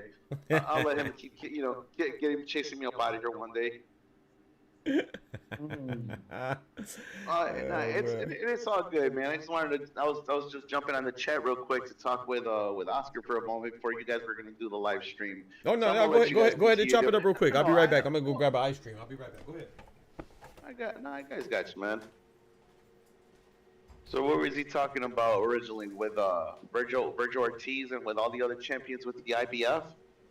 Yeah, because they're saying that Boots ducked Ortiz for But I fighting. mean, but brother, here you go. Here's the one thing I was talking with Ty. I think you were in the conversation a week ago. I think you were. I think you were. All three of us were in the green room before we went online. Here's the thing, though, that everybody's saying. You know, Vergil Ortiz can't make 147 pounds anymore. He tried 2 times with Stanionis, and he ended up going to the hospital because he just can't cut that weight. I think he tried a 3rd time, and it cost him to go to the hospital, even at 154 when he got dehydrated. Yeah. I mean, yeah. Why would anybody try to? First off, it'd be stupid on Oscar De La Hoya's promotional company, on Golden Boy, for putting his life in jeopardy. I don't give a damn how much money they're putting. That's risking your fighter's life, his well-being, his health. And then on top of it, why would Vergil Ortiz even want to entertain the thought of going down again to that weight class? Facts. You know what I mean? Just to be a weight bully? Yep. He'd be weight bullying himself. Yeah. But again, you know, I don't care if people dislike or like a fighter or whatever. People are entitled to their opinion. I'm speaking just as a common sense, normal human being. Like, why would you want to see someone possibly die? Exactly. You know what I mean? Like, you got to be some twisted fuck in the head to want to see someone suffer and die like that, especially in a combat sport. Weight draining yourself, dude. That's not good. Nope. No. But again, I think that was a miscommunication. I don't think anybody was proposing that. You know, I think that was an accident. Yeah, especially at 47. So, I mean, when people are like, oh, you know, like when you guys are saying, like I've heard live streams like yesterday and this morning, and like even right now, the conversation of Boots ducking Vergil Ortiz. Well, I mean, yeah, whatever. Fighters duck each other, and they can say all this and that back and forth, banter. But again, Boots is at 47. This man, Vergil Ortiz, is at 54. Talk to him, Cito. You can't. Vergil Ortiz isn't going back down to 47. So, and Boots himself, I don't think wants to go up to 54 anytime right now. He still has a lot of cleaning up to do and making a name for himself at 47. So, I mean, Yeah. I don't know. Now that you're saying that, Cito, you know what I've seen lately? It was like, if Boots would have taken that fight, he'd be looking like a coward. I'm like, so what do you want, dude? Like, just tell me what you want. How do you want it? Mm-hmm. And remember, I was on the chat yesterday with you guys, and I Yes, remember sir. we were talking about Doc. I remember just real quick because I got to get off. I got to go and get something to eat real quick. Okay. But my main thing is though, like, you know how like everybody was talking about Xander Zayas and like he's going to be the replacement, or was supposedly allegedly the replacement for Vergil Ortiz. All these fighters, Boots, Vergil Ortiz, Xander Zayas, you know, they don't have a solid resume yet. Like as far as, you know, going up the ladder and fighting well-known caliber fighters. I mean, I'll give the last Vergil Ortiz opponent when he fought. I guess it was that European fighter that knocked him down twice. So he bought you. I forget his name. So he bought you. Yeah, Zoe Boychuk. Again, he gave Vergil Ortiz a run for his money. A lot of people, I had him losing. Yep. I had him. Yeah, me too. You know, I I'm had about to him run for his losing. money. He tapped If, them pockets. if you want to be fair without, you know, hurting people's feelings, let's say a draw. Let's say a draw. Just for argument's sake. But I definitely didn't have him winning, not by a long shot. Yeah. No. And for me, Vergil Ortiz, Boots Ennis, and Xander Zayas, they're young guys coming up. They haven't fought any top tier competition. Yep. So I don't know why people are even saying, like, for example, I've heard you guys say that that Boots is an avoided fighter and that he's, you know, the next grip best thing to you know, the American dream to like what he was with Roy Jones. No, man. You're someone's got to be at the rock smoking mind. Boots is not there. I know what? I know what? Wait. I never. Rock smoking mind, man. Oh, they Boots rock isn't smoking, there, but I man. like that. Yeah, man. I agree, though. Mind over here. I agree. And like I'm not saying that they're not great talents, but they're not there yet. I remember last week when you were talking about Bam Rodriguez. Again, he's a good fighter. Yep. Young kid. He's not there yet. Yep. Exactly. Absolutely. 1000%, Cito. My boy Cito in here preaching, y'all. I hope y'all got your notepads out. If Ty was in here right now, he'd be trying to go technical and be like, well, you know, XYZ, and he'll be dissecting everything, and no hard feelings. I love Ty. I think Ty's an amazing cat. You know, he's very knowledgeable. But, you know, he dissects things to its very foundation, to the core, which, hey, he's got a lot of boxing IQ. But, again, just those names of those fighters we spoke about just now, they're not there yet, man. They're not there yet, They're man. not. They're not there yet. I agree with that 100%. I gotta get Bam is gonna take him a minimally, maybe if he's promoted right and moved right, 2 years at the fastest, 3 years to solidify him. Boots, I give him maybe 1 or 2 more years. He'll be solidified. Vergil Ortiz, he's a toss-up. I don't see him being a caliber 8 fighter, but I can't say he's gonna be a journeyman. You know what I mean? Like he's just kind of right there. Yep, I agree with that. Bro, Cito killing y'all right now, man. Where they at, chat? Fight back, chat. Fight back. I'm telling you, man. Cito out here putting the beats on him, man. Again, I mean, for once, I'm going to try to say some knowledgeable things without sounding like a fool all the time. But you know what I mean? That's my 2 cents for today, man. I'm going to be listening to you guys on the chat, but I got to get some food real quick. All right, and I got to man. start preparing these chains for tomorrow. All right, bro. Be safe on that road, man. God bless, man. Hey, God bless you guys too, man. And by the way, how much does a chimney cost? You know what? It's nothing because it's on the house. Nah, that's a good one. I ain't gonna lie, that's a good one. That's a good one. All right. That's a good one, bro. I like that one, man. Well, either way, have a good one, gentlemen. All right, God Cito, bless. you be easy, man. God bless you too, bro. Ahí nos vemos, carnal. Igual, cuídate. Hey, man, he was cooking for me. Yeah, he was cooking. Yeah, he was definitely cooking with grease. He was definitely cooking out there. Talking about you pull out that Crisco or that pan you keep on your oven, you know, the one you let all the grease drop in. Yeah, facts. Facts. Okay, we got my boy Ty in the building. I see you, bro. Comparing Boots to Roy is wild and puts unfair expectations for him. Yep. Fighter IQ is where it's at. Yep. Man, what's good, man? It's everything good my way, man. Thank you, bro. We got my boy Dub in the building. Yo, Ty, what's good, bro? Yeah, I definitely agree with He was spitting. He was spitting, bro. Yeah. I just want to know who About to drop a started mixtape. that Roy Jones comparison. Yeah. I don't know who started. I don't know who started that, bro. I don't know who did.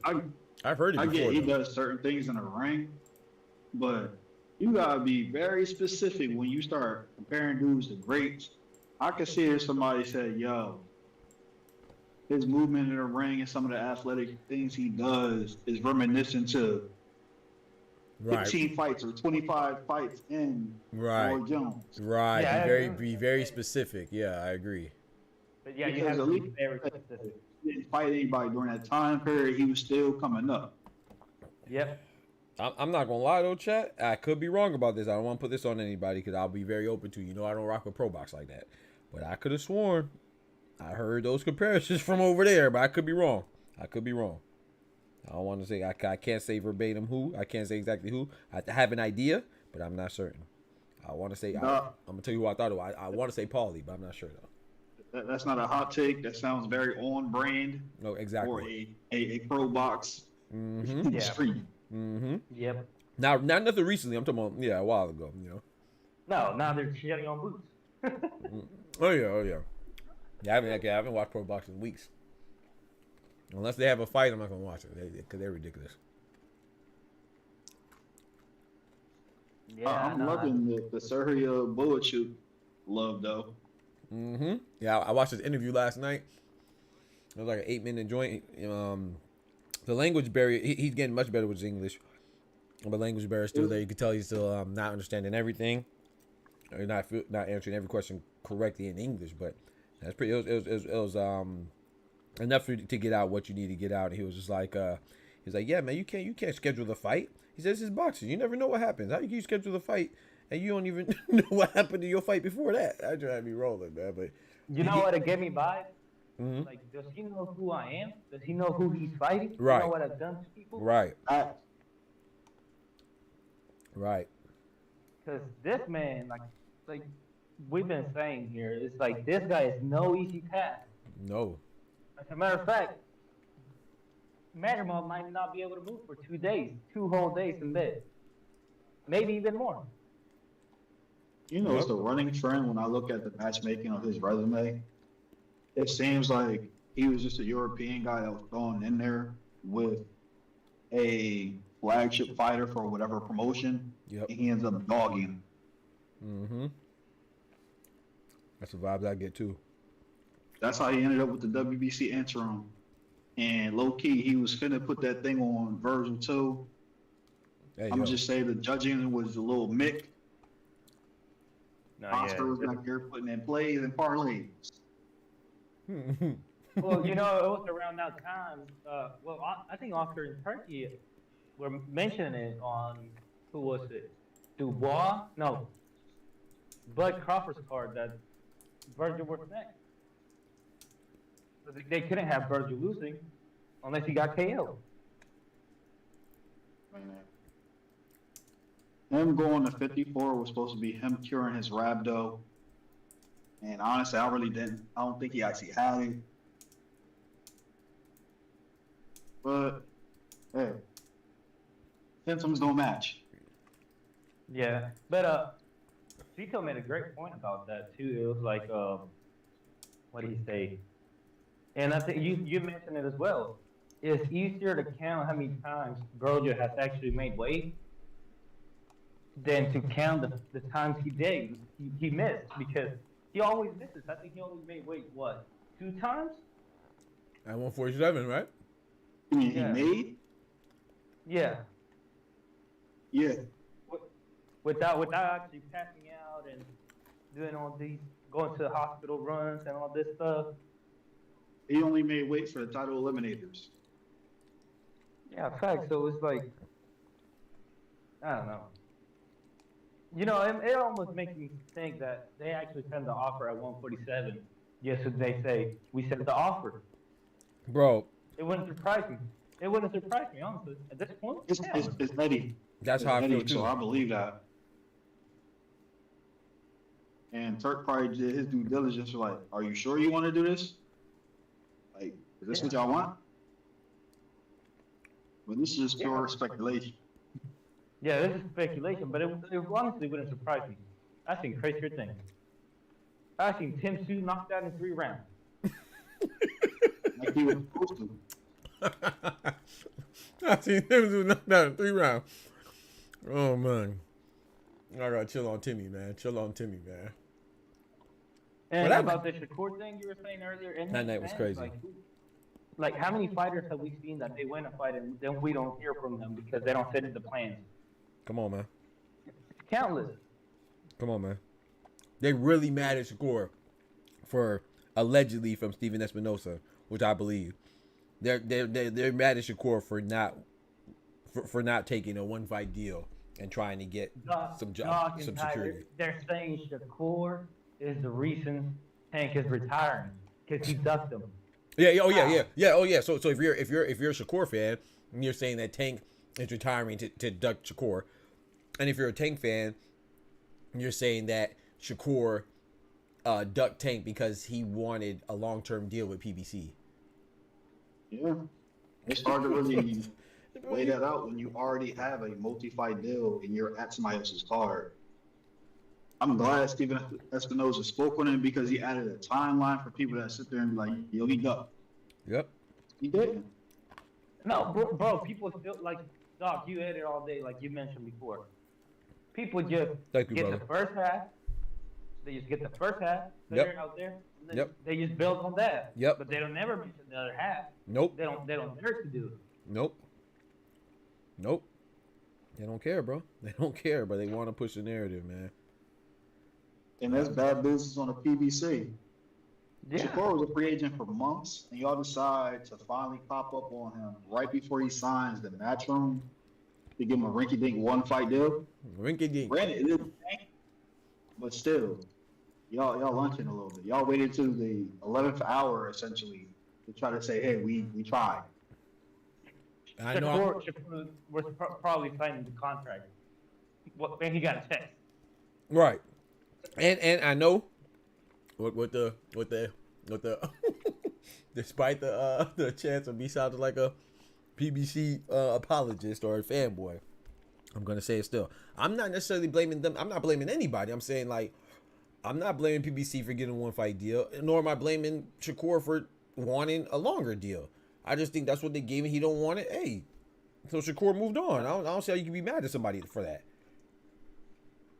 But you made a good point too, Ty. Maybe they did. Maybe they did it just to say that, you know, for moments like this, where they could just say, "Hey, man, we gave him a deal, even if it was a rinky-dink deal." There's people that see a TikTok and they put diesel on their gas tank. Wait, what did you say? What did you say? They put diesel on that gas tank.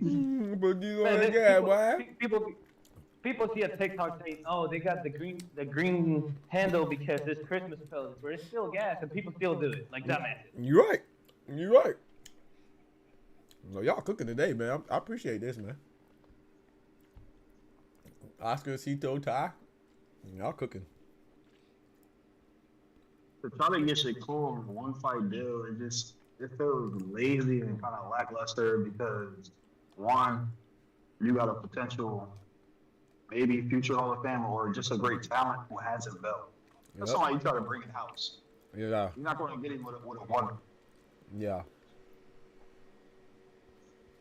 Hell, listen, at least Walker was like, I'll give you Zepeda, the #1 contender in all sanctioning bodies, at least. Oscar was like, yeah, that's true. Your deal. That's true. Yeah. And like, what was PBC gonna do? Like, you knew what they were gonna do. They were gonna, you know, get a little Mickey and get that belt off of him. Yeah. It's like, for me, I'm kind of torn because it's like, all right, did they not have the funds to facilitate a multi-fight deal, or they just didn't care enough for him? They're like, yo, let's feed him the tank, get him up out of here. Yeah, that's a good. Sometimes I think for him, but I don't know. Yeah, JJ, I was gonna say, like I said, I have some people in mind, but I don't want to be disrespectful. I don't want to sound disrespectful because I don't mean it in a disrespectful way. I just mean that their game wasn't predicated off of necessarily their cerebral, more so their athleticism and stuff like that. Yeah, I was gonna say Wilder, JJ, but like I said, I didn't want to be disrespectful because, you know. But that's who the first person came to my mind. The brawler archetype.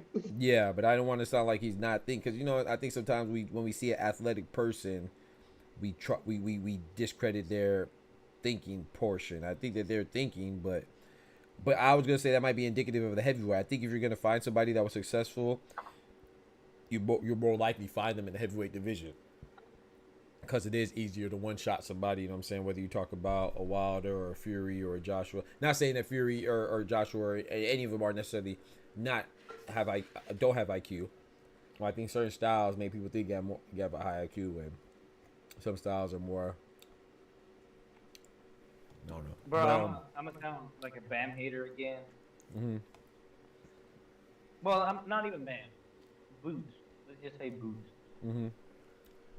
We said it all the time. Yeah, he looks good against who? Lesser caliber opponent. All the time. Let's wait until he steps up into an actual contender. All right. Which I'm just gonna say right now, Karen, he's a great fighter.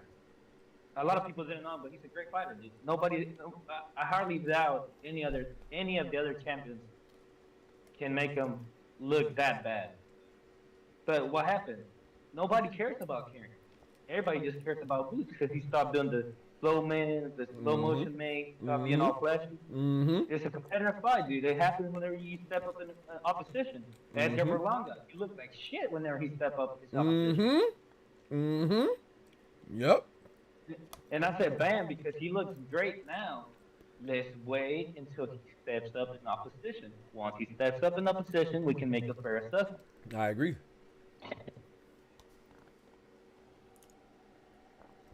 Yeah, no, Usyk is definitely he's definitely a thinker. He's definitely cerebral in there. I think Terrence Crawford is. I think it's like you can see him. Obviously, Caleb Plant for what he did with Trevor McCumbee, you can see that. I was about to say that I don't think Canelo gets enough credit because people see him as flat-footed and a plotter, but I definitely think he's thinking, and that's why I think he's able to catch people like a Berlanga so smoothly because. Or Jaime Munguia. I think he sets up a lot of his shots. I just think that a lot of people don't notice it or they don't appreciate it. I don't know. Maybe a combination of both. I don't know. Yeah, I was gonna say the Jaime Munguia because he made him go back to like Munguia, third professional fight.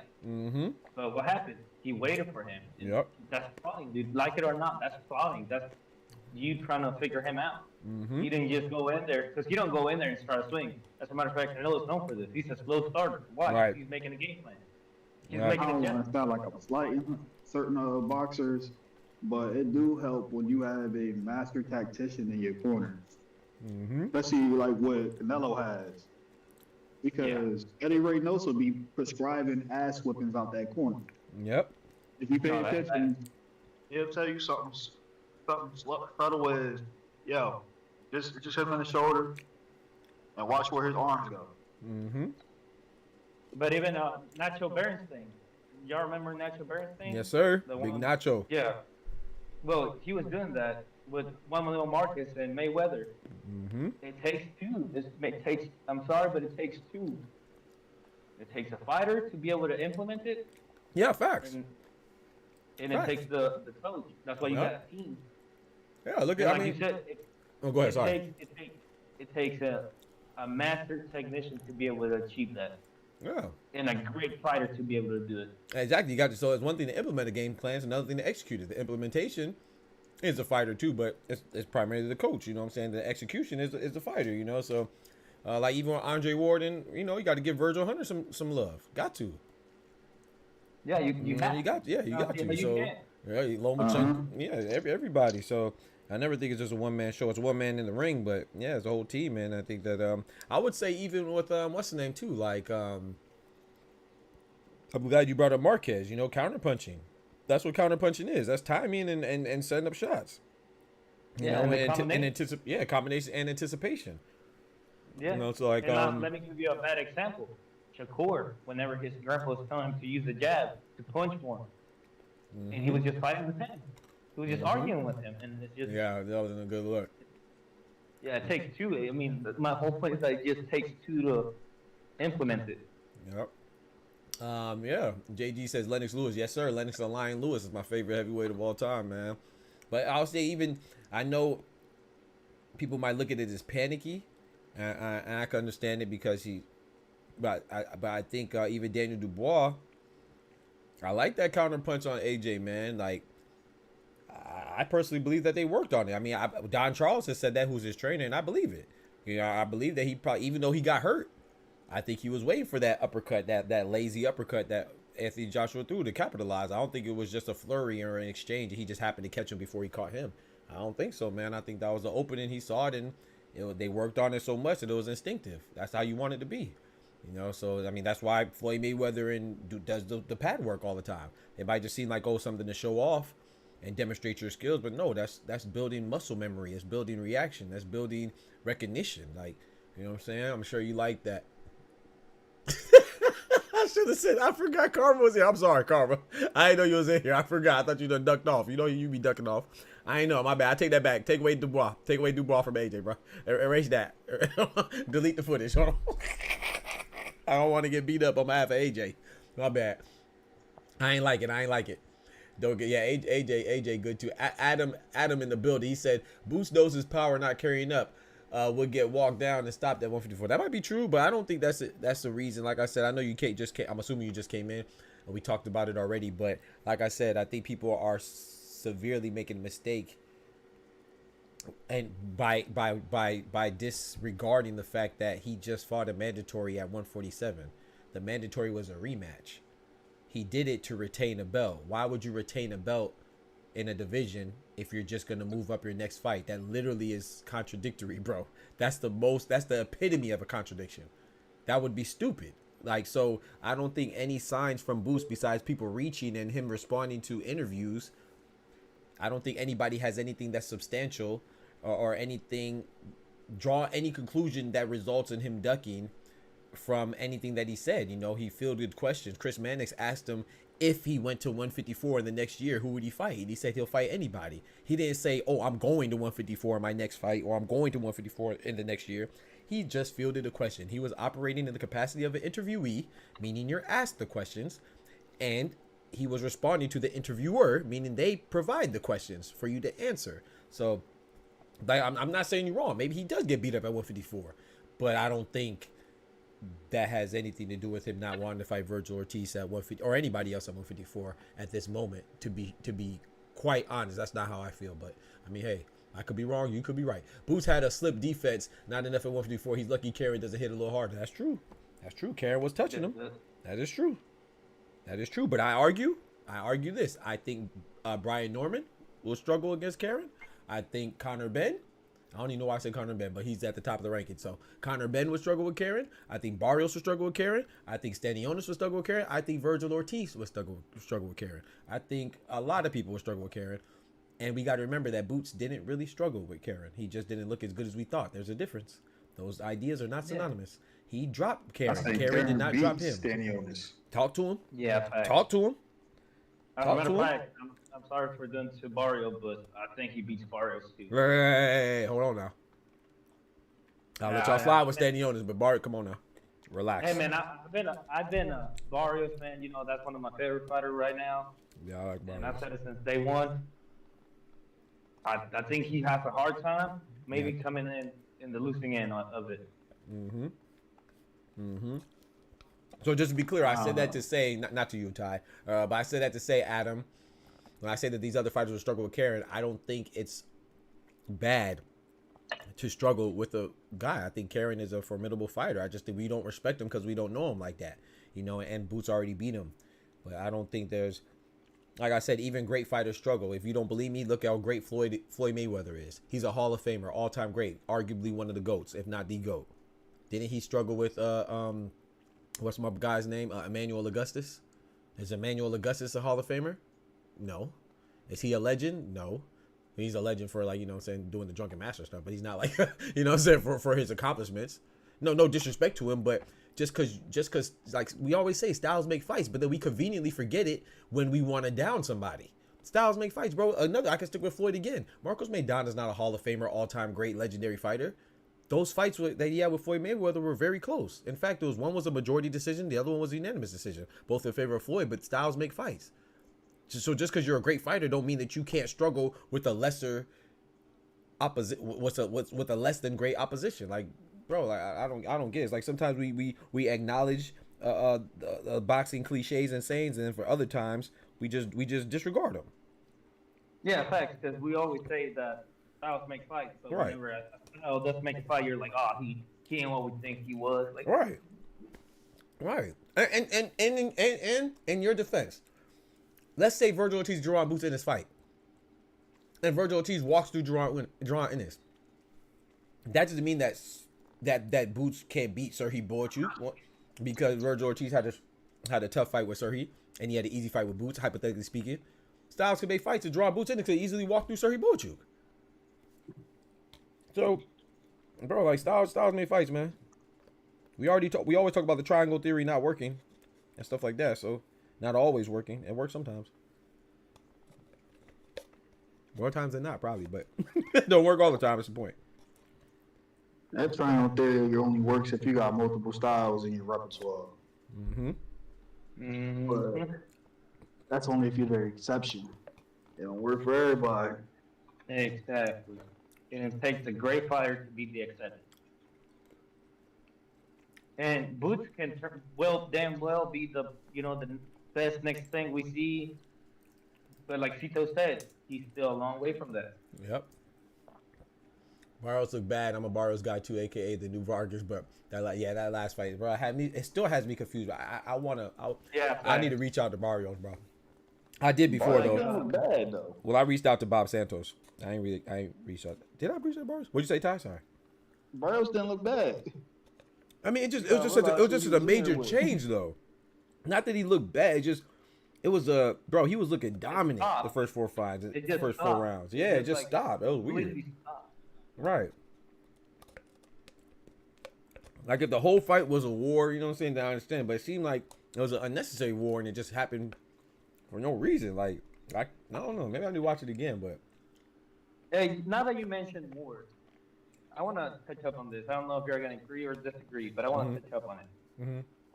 It's a more competitive fight, a tougher fight than a war. I mean, no.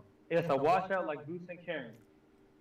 More competitive than, or that means you got a better performance than Vergil Ortiz against Bochu. Right. So yeah. So no. So Vergil Ortiz and Bochu was a more entertaining fight and more satisfying fight, more fan-friendly fight, more fight that I would want to watch again, more replay value. But the better performance was from Boots. Like there's no question. There's no question, bro. Boots had the better performance than Vergil Ortiz did. The only saving grace is that I personally believe, I'm not gonna say he's much better, but I do think Serhiy Boachuk is a higher caliber fighter, even if it's just slightly. I would think that Boachuk is a more impressive opponent than Karen, and he's in a hotter division. You know what I'm saying? He was more known because he came off of fighting Brian Mendoza and stuff like that. And he lumped him up, famously gave him that swelling, right? But no, they're like, that's not even an argument. I don't even know why people are saying that. Oh, their last fights. No, JARON Boots Ennis, we don't like it because he didn't look as impressive as we thought. He didn't look as dominant as we thought, but he still dropped him. Vergil Ortiz got dropped twice. There was a dropping. It was still a dominant performance, bro. He washed him, bro. Like just because Karen was hitting him. Come on, bro. Sometimes clutch, Oh, he was hitting his ass. But well, he hit for sure. Even without the drop, even without the point, you knew who the fight was gonna go to. Right. Nobody thought Karen won. There was nothing controversial about it. We talked to 3 people about the Vergil Ortiz and Boachuk fight, and 2 people said they lost. Two people said he lost. Cito and Oscar both said that they think Boachuk won. No one has ever said Karen won. Yeah, exactly. Yeah. And me, I'm indifferent. I thought I'm okay with Vergil Ortiz winning, but I remember that night. I remember watching the fight. I said I thought Serhiy Boachuk was going to win. So you can add me with Oscar and Cito. It's like I'm not mad that he won. Right. That part. I'm not mad. Just that to me, even after rewatching it, it's like there's no questions in my head that Boachuk won. Or like Cito said, at least draw. At least a draw, right? Not a single fight that I rewatched it. Not a single time that I rewatched it have I said, Vergil pulled it off. No.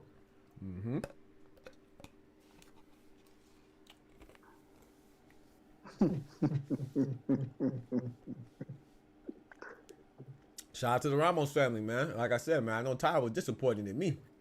I promise you, I did not know Abel Ramos was Jesus Ramos' cousin, uncle. I did not know that. Yeah, I always get them mixed up. It's kind of like with the Migos. You forget which one is actually the cousin, which one's the uncle, and which one's the nephew. Yeah, I ain't gonna lie. I know that they all have that relationship, but I don't know which ones. I don't even know. I think Quavo, who's the youngest, is the uncle or something like that, right? I don't know though. Shit, I think he the cousin. Oh damn. yeah. See, don't ask me. Yeah, I don't know.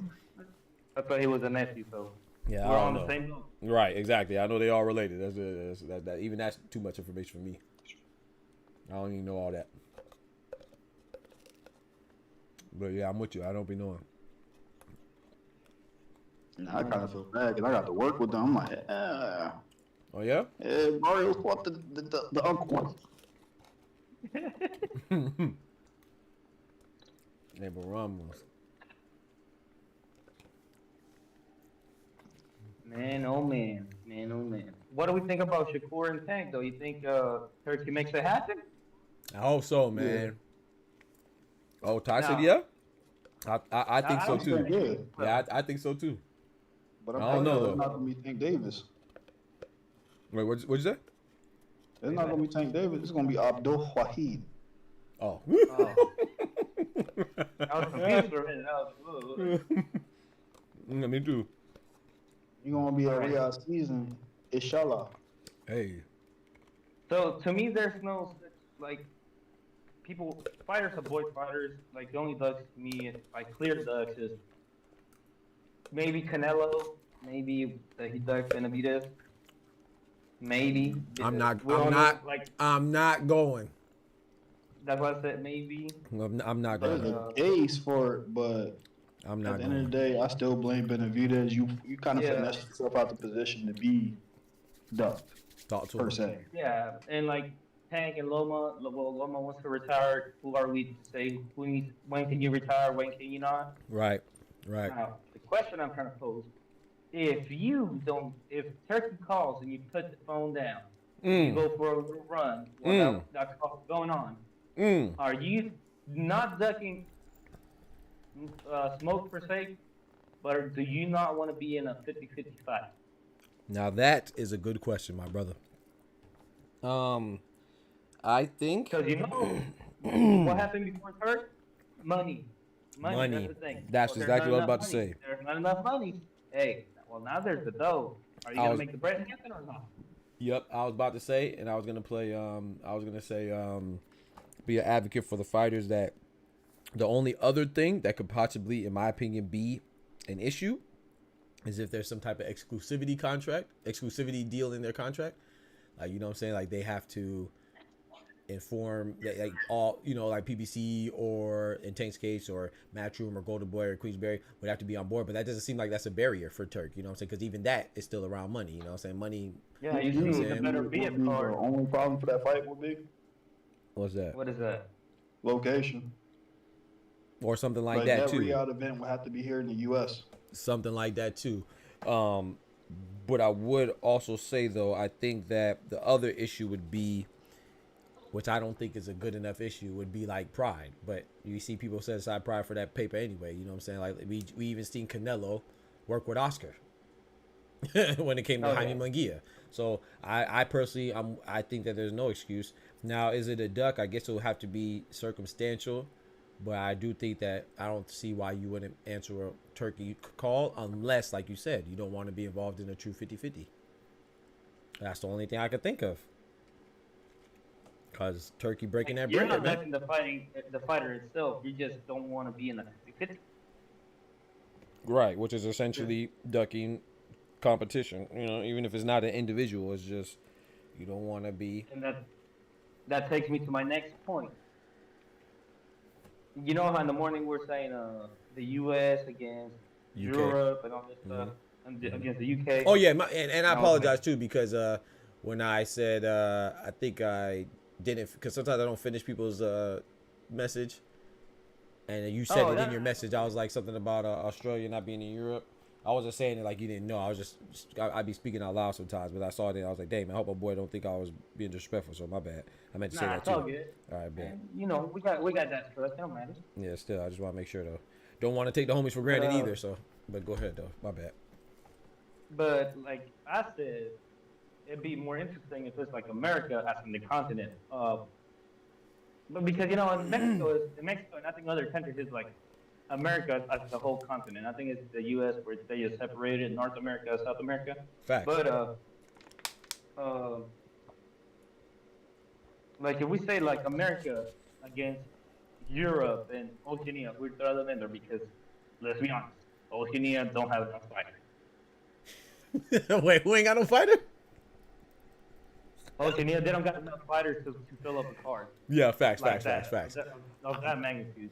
You know, I was thinking about that when I got off stream, but go ahead, finish it, and I'm a respond. And I was saying it, but then I was like, where would it be? It would have to be in Riyadh, right? Got to, man. I mean, shoot, if you fit in the bill, you got to come to me. Hell, you talking about?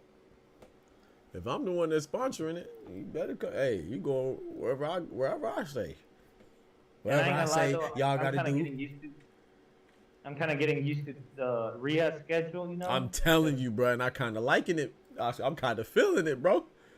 At Because first, before it was like, man, I gotta wait for the fight to be till night. I'll probably be awake till 2 in the morning. right? Now it's like, man, Saturday since the morning you can watch the preliminaries. Come on now. In the afternoon, you can watch the main event. Come on now. And at night you can do whatever the hell you want. You feel me? I'm not saying that it's better. I ain't gonna say that, but man, it ain't too bad. Nah, It ain't man, too bad. Man, you know, like Ty, you, me, everybody in the chat.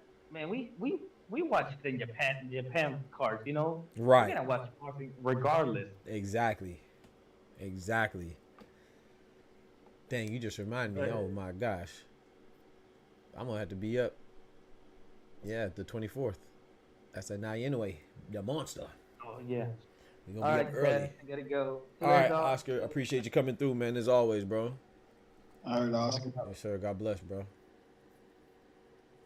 My guy. Like and subscribe, and if you like an unbiased channel. Thank you so much, bro. Shout out to my boy Oscar, man, putting the plug in for me, bro. I appreciate that, bro. Shout out to him, man. Yes, sir. Like and subscribe if you like unbiased channels, man. I appreciate that shout out. Salute to my boy Oscar, man. Salute to my boy Ty. Salute to my boy Cito came through as well. Excuse me. But yeah, man, I think that 5v5 or 6v6 would be dope. I don't know how they would execute it, but I'm gonna be honest, I'm not picky, man. I don't care. I think that'd be great. I was just trying to think of some good matchups. What would be the better matchups earlier this morning, but I don't know, man. I trust them to handle that part, because I know some people complained about the 5v5, particularly the Willie Hutchinson fight versus Craig Spider Richards, and there was another one that was a little less intriguing. But I mean, I don't mind if there's like 1 or 2 fights that aren't the most high profile engagements, you know. If there's 2 or 3, like, what are we doing, man? I'm cool. Shoot, how many cars do we watch if we don't know everybody on the undercard, you know? And shoot, as much boxing as I consume, I don't know everybody on all the undercards, you know. So the 5v5, I knew everybody, at least heard of them, you know. I think, matter of fact, no, I think Willie Hutchinson was the only one that I think I saw him before too. Never mind. I was gonna say I think he was the only one that I saw for the first time. I saw Craig the Spider Richards before twice. I think I saw Willie Hutchinson too, so I think I saw all of them at least once. But yeah, man. I've seen him a couple times. Yeah. Yeah, Willie. What'd you say, bro? I was saying, yeah, I think I've seen Willie like a couple times. Oh, okay. What'd you say after that? Yeah, what'd you say after that? I had to make sure I said his last name. Oh, okay. Oh, that's what I said. Okay. I knew I wasn't tripping. I thought you said Lil Willie. I'm about to say, hey, yo. Oh, Will. I was like, hold on, what'd you say, bro? I think I ain't catch that. Hey, yo. Oh, boy. What do you mean by that? That's too funny, man. But yeah, man, I just don't know. Like, obviously, I think if it is, what is it, Golden Boy and Top Rank and versus Matt Truman Queensberry, we got to have Apataya and Zerto in that. So we got the cruiserweight. What else? Is it paid in somebody? I don't know. Is it paid in who Matt Truman and Queensberry got? I mean, Shakur? I guess that'd be it. Is it paid in Shakur if Shakur beats Kid Austin? Yeah. But the thing is, though, I have a question. See, and this is where I get confused, because USA and UK, that's not really USA versus UK. That'll still be USA versus USA. Well, that'd be USA versus Mexico. But I mean UK versus Mexico. But you know what I'm saying? I think he's going from a promotional standpoint. So if he's going from a promotional standpoint, then yeah, it works. But the UK promotion would actually have the American fighter in that case. Yeah. as a Shakur. And then, you know, as a pay to the American promotion for Golden Boy will actually be having a Mexican fight. Which I don't care. I'm just saying, I just wonder how they're gonna kick it. Like if it's just if it's USA versus UK from the promotional standpoint, which I think it is. So it doesn't matter where the fighters from, because just like they did with Matchroom and Queensberry. But if you're gonna call it, if you're gonna rep it, if you're gonna publicize it as UK versus USA, then I would think that you would also want, you know what I'm saying, the fighters to represent that their respective nations or countries. They could do it similar to how like the All-Star game did. You might not be representing the West or the East. You just on whichever side you was picked on. I'm cool. I like that. That'd make things much easier and more consumable. That way, the promoters can be, you know, less scared to be sitting there saying, "Well, all my guys lost." Right.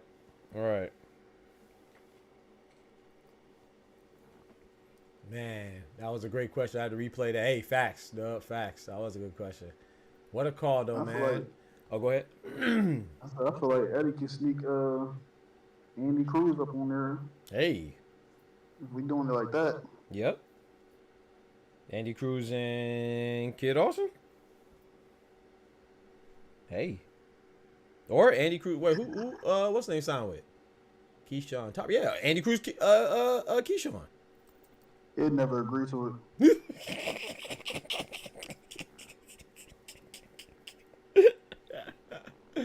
Wishful thinking. And he got a valid reason, and people will sit there and clamor and say, "Well, what has he done?"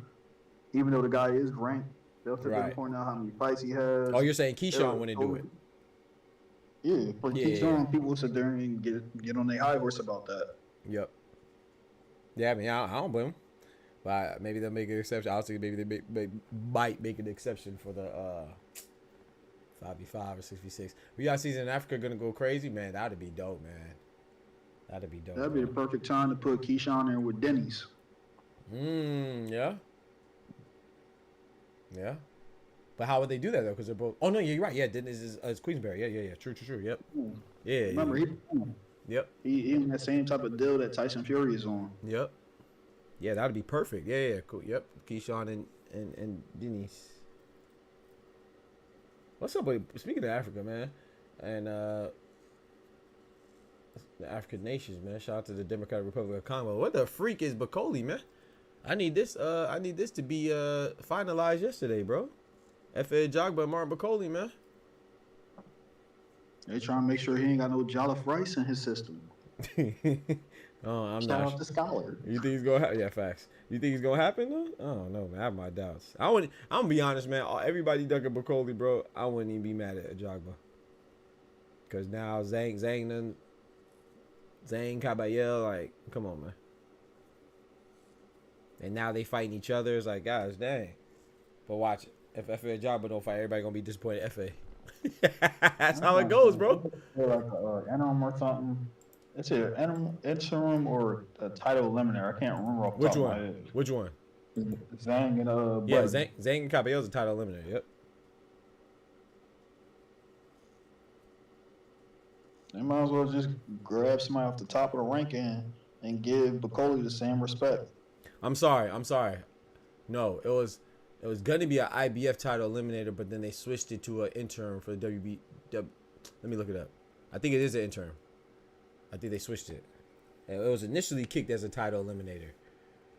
Sorry, the Bakoli and Caballel was a title eliminator for the IBF to get a shot at Dubois. And then Bakoli and Zhang was supposed to be another title eliminator for Dubois again. But then now Caballel and Zhang are now an interim. Yeah, that's how it goes. Now they're an interim. They're fighting for an interim title in February 22nd. They probably got better ranking with them. Mm-hmm. Yep. And they can still put Bakoli out there and eliminate it with the IBF. Yeah. Oh yeah. That's what the Jogba is, because the Jogba, even though he's ranked number 7, that's how many people didn't want to fight Bakoli, because the top 2 spots are vacant. 3 was Caballel, I think. No, 3 is Bakoli. 4 is Caballel, I believe. 5 is Zhang, and then 6 is Joshua, and then 7 was Ajagba. I believe that's the order. But even if the order slightly messed up, those are the personnel. Whether I had their number right, yeah. So it's done. So yeah. Riyadh season in Africa gonna be crazy. Yeah, man. I think that'd be dope if they did it in like Nigeria or Congo or somewhere, man, or Ghana. That'd be dope, man. Yep. They gonna have me and Mantle on the undercard. You know what I'm saying? You know what I'm saying? That'd be dope, man. Give him that Pierce work. You feel me? Yes, sir, man. But yeah, man. So that's all I really had today, man. You know, I thought that was pretty dope by Steven Espinosa. And shout out to YSM Sports Media, I believe. And we do a lot of good interviews. I watch them quite a bit. Matter of fact, I'm sure Todd probably know. Yeah, they be in Philly, right? Because they be in the gym. So, but yeah. So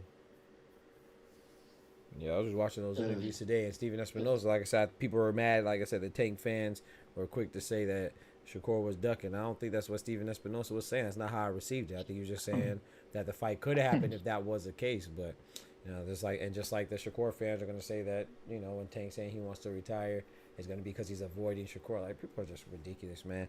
And same with the boot stuff. Like, I think he was very candid with the boot stuff, and I do think there's some miscommunication there. I don't think it's necessarily somebody ducking.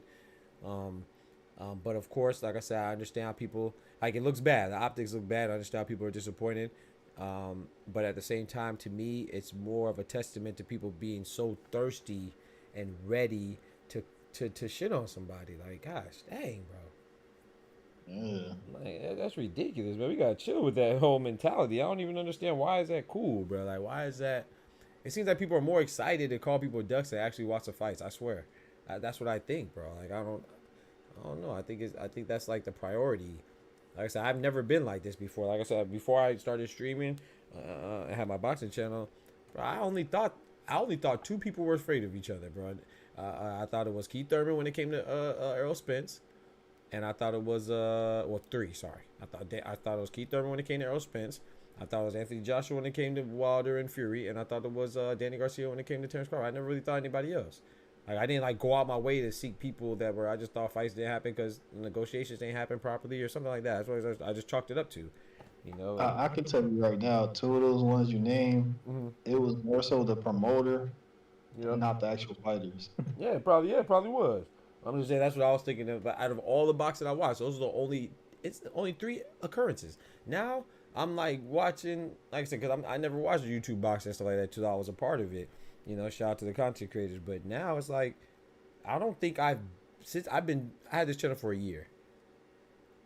I don't think I went a week without seeing somebody being a duck. Honestly, bro. No exaggeration. I don't think I've been a week and didn't see somebody being called a duck. Emphatically. That's ridiculous, bro. People aren't ducking each other that much, bro. Basically just get out of a fight and they say you ducking. If you don't knock somebody out and call somebody out immediately in the post-fight interview, you gonna get called a duck. It's crazy, bro. People be calling fighters duck for the most frivolous reason. You feel me? Frivolous facts, straight frivolous. See a dude out to eat. Oh, he ducking. Why he not in camp? He whining. Bro, he out with his family. Nah, bro. You can't eat, bro. You can't brush your teeth. You can't do none of that, bro.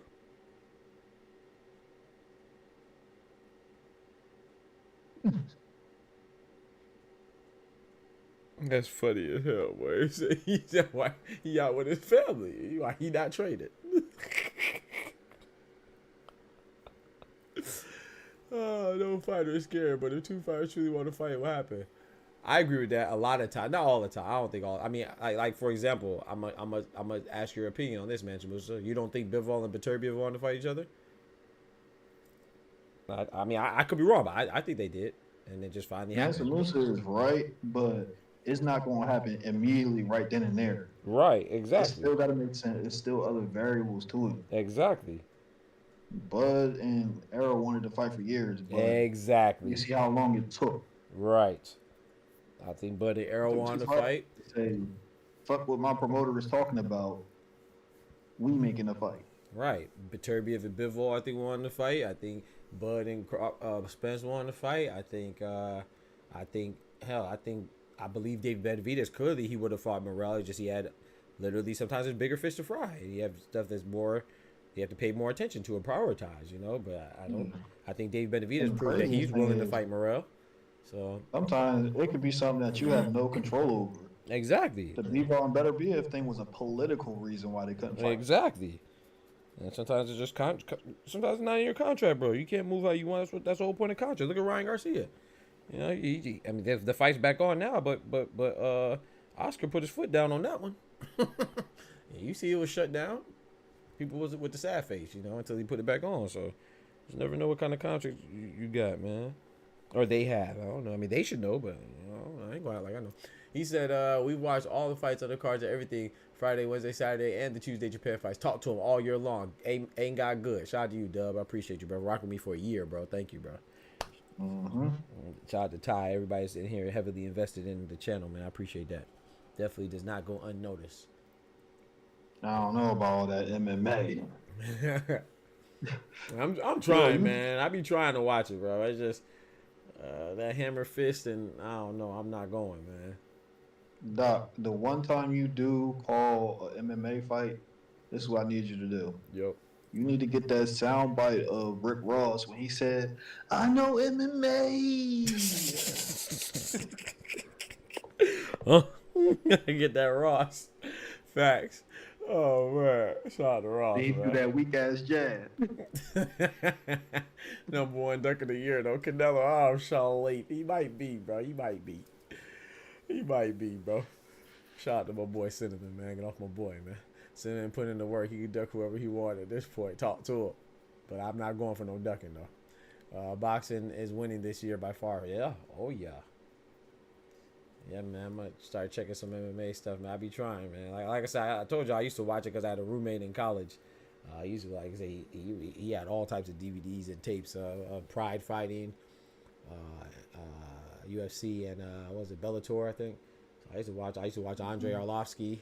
I used to watch Uriah Faber was my favorite, the Californian Kid. That's why I watched GSP. That's why GSP is my favorite MMA fighter. I like GSP and I like John Jones too, but my first favorite MMA fighter was probably GSP, George St. Pierre. I used to watch BJ Penn, Matt Hughes. That's when I used to watch it because my roommate. Matt Hughes was my goat. Yeah, that's what I used to watch. You know,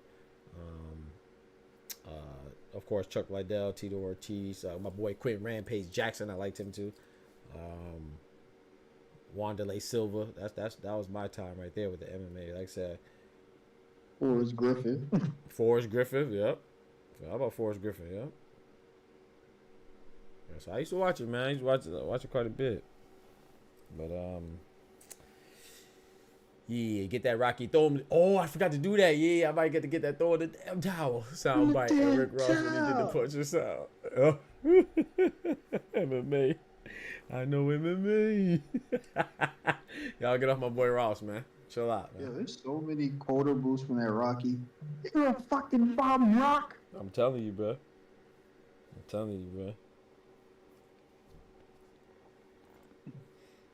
Yes, sir. UFC been cuddling fighters. Oh man, I'm trying to think who else. Who else I used to like? I think I named it. Clint Rampage Jackson back in the day. That nigga Clubber Lang. Uriah Faber and GSP. There's someone else I used to like a lot too. I feel like I'm missing. Can't remember. Ortiz? No. Nah, I ain't really care for Tito Ortiz. I like Chuck Liddell more, to be honest. But I thought what Chuck Liddell did was messed up, though. If Tito said he didn't want to fight him, and they said they weren't going to fight, and they were friends, I thought that was messed up. But I like Tito Ortiz was straight, but I ain't really one of my favorites. I like that dude, that crazy horse dude too, Rashad. I never really cared for Rashad Evans, to be honest. Rashad Sugar Evans. I don't know why. I just didn't really. I ain't dislike him. I just didn't really care for him. I did like Tyron Woodley was a little bit after my times when I wasn't really watching like that, but. Ken Shamrock was a little Mick, in my opinion. Ken Shamrock. Shout out to Ken Shamrock. Hold on, wait. Mickey. Yeah. He was a little Mickey. No racial undertones to what I just said. Hey, yo. What about Frank Shamrock? He was alright. Was it Frank or Fred? Frank, right? Yeah, Frank. I think it was Frank. Yeah, I think it was Frank.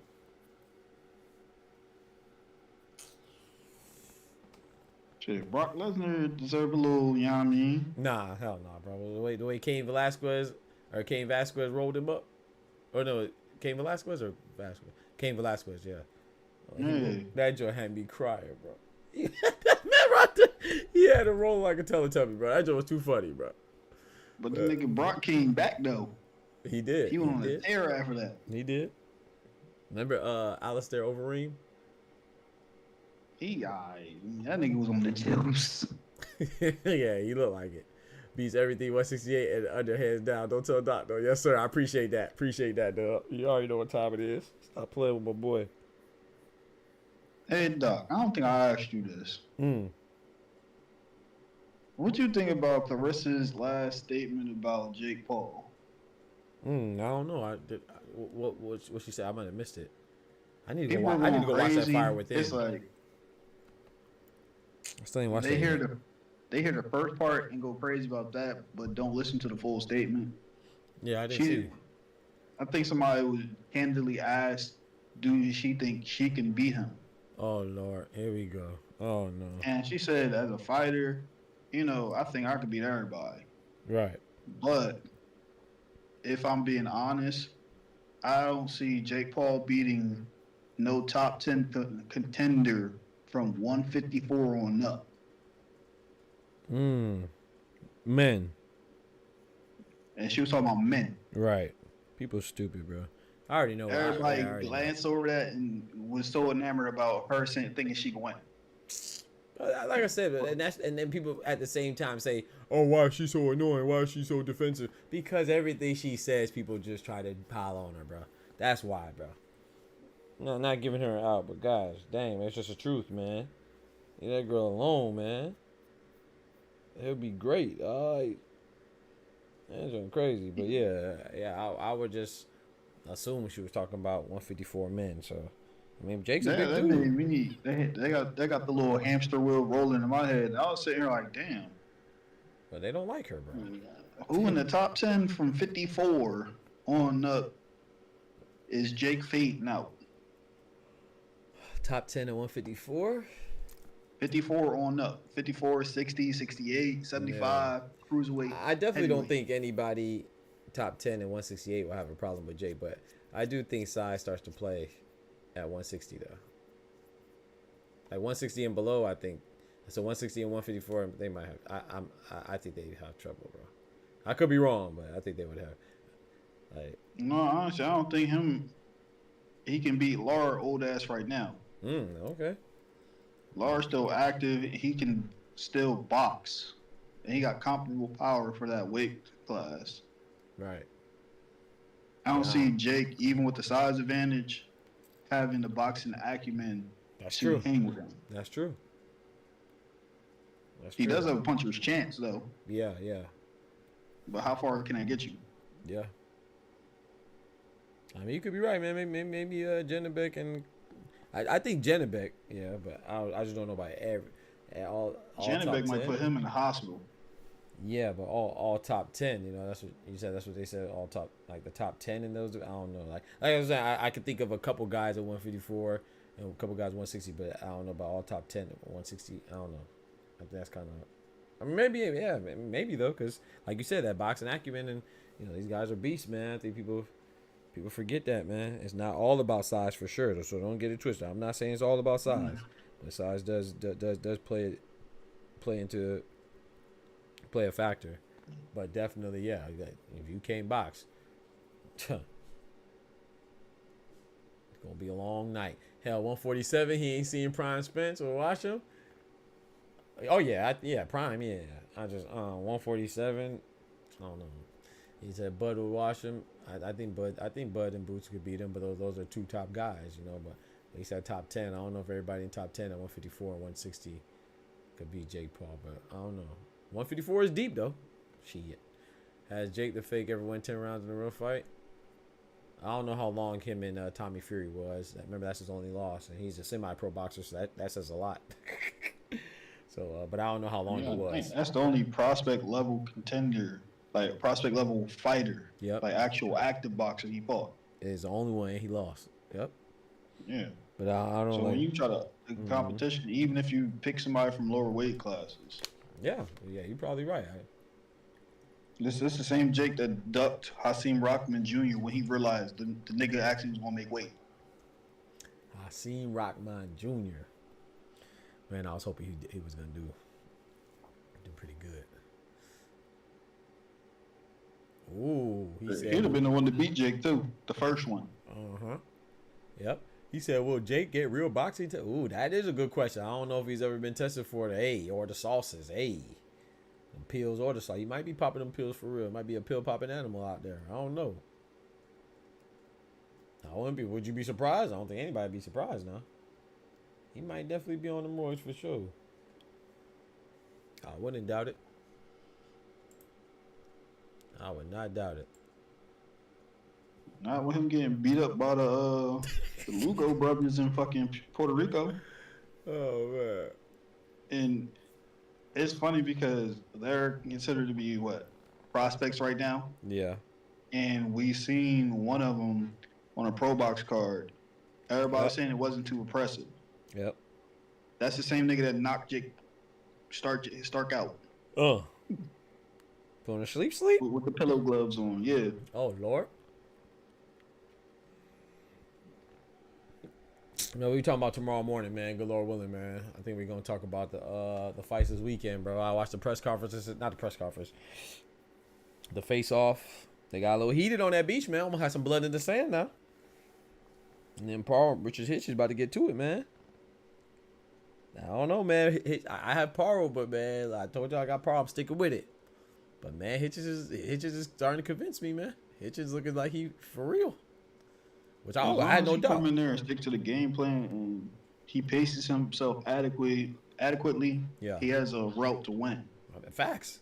I definitely don't think it's no. I think it's a 50-50 fight. I'm just leaning towards Paro. I would say like, yeah, I'm leaning towards Paro for sure. But I think it's a close fight, man. I'm sticking with Paro, but man, it's gonna be. I think we have a good one, man. Well, we have another good one because you already know we got the Robeisy, Rafael Espinosa. Robeisy Ramirez, good one. So that's gonna be a good one. I think I'm not too excited about Navarrete about this. Like I said, I just think that Navarrete is gonna beat him again convincingly, but that's still gonna be an entertaining fight. You know what I'm saying?